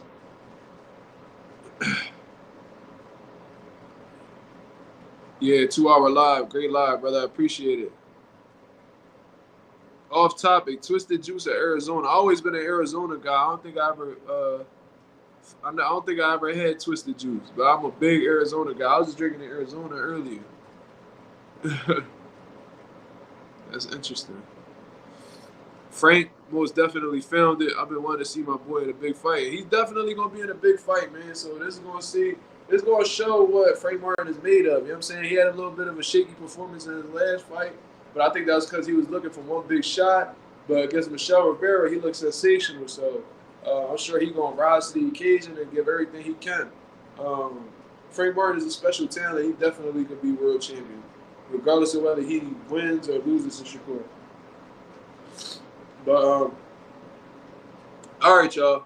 I'm gonna get up out of here. I appreciate you guys being on the live this long and staying on as consistent as y'all did. Thank you, man. I'm gonna definitely come out with a video talking more about the Keith Thurman and Mario Barrios and Ugas situation. I'm gonna put that out in the morning. I appreciate you guys checking in. Shout out the Notes for the constant support. Yo, if y'all support what I'm doing, man, leave a like, leave a subscribe, turn your notification bells on. Support the merch, MazumaMerch.com. If y'all like what y'all seeing, man, my Cash App is available right there, man. That's the Cash App right there if y'all want to go show love, man. Everything is going towards this channel. Like I said, I'm in the process of getting a laptop so I can create better edited videos for you guys. You know what I mean? Come out with better streams and everything along those lines. I just upgraded my StreamYard videos. See, I'm already making things work out with the donations I've been getting. So thank you guys. I'm going to get up out of here, go give me some rest and get ready for work tomorrow. I appreciate you guys. One love, man. Shout out to Mazuma Nation and the Mazuma Mob, man. I'm out of here. Peace.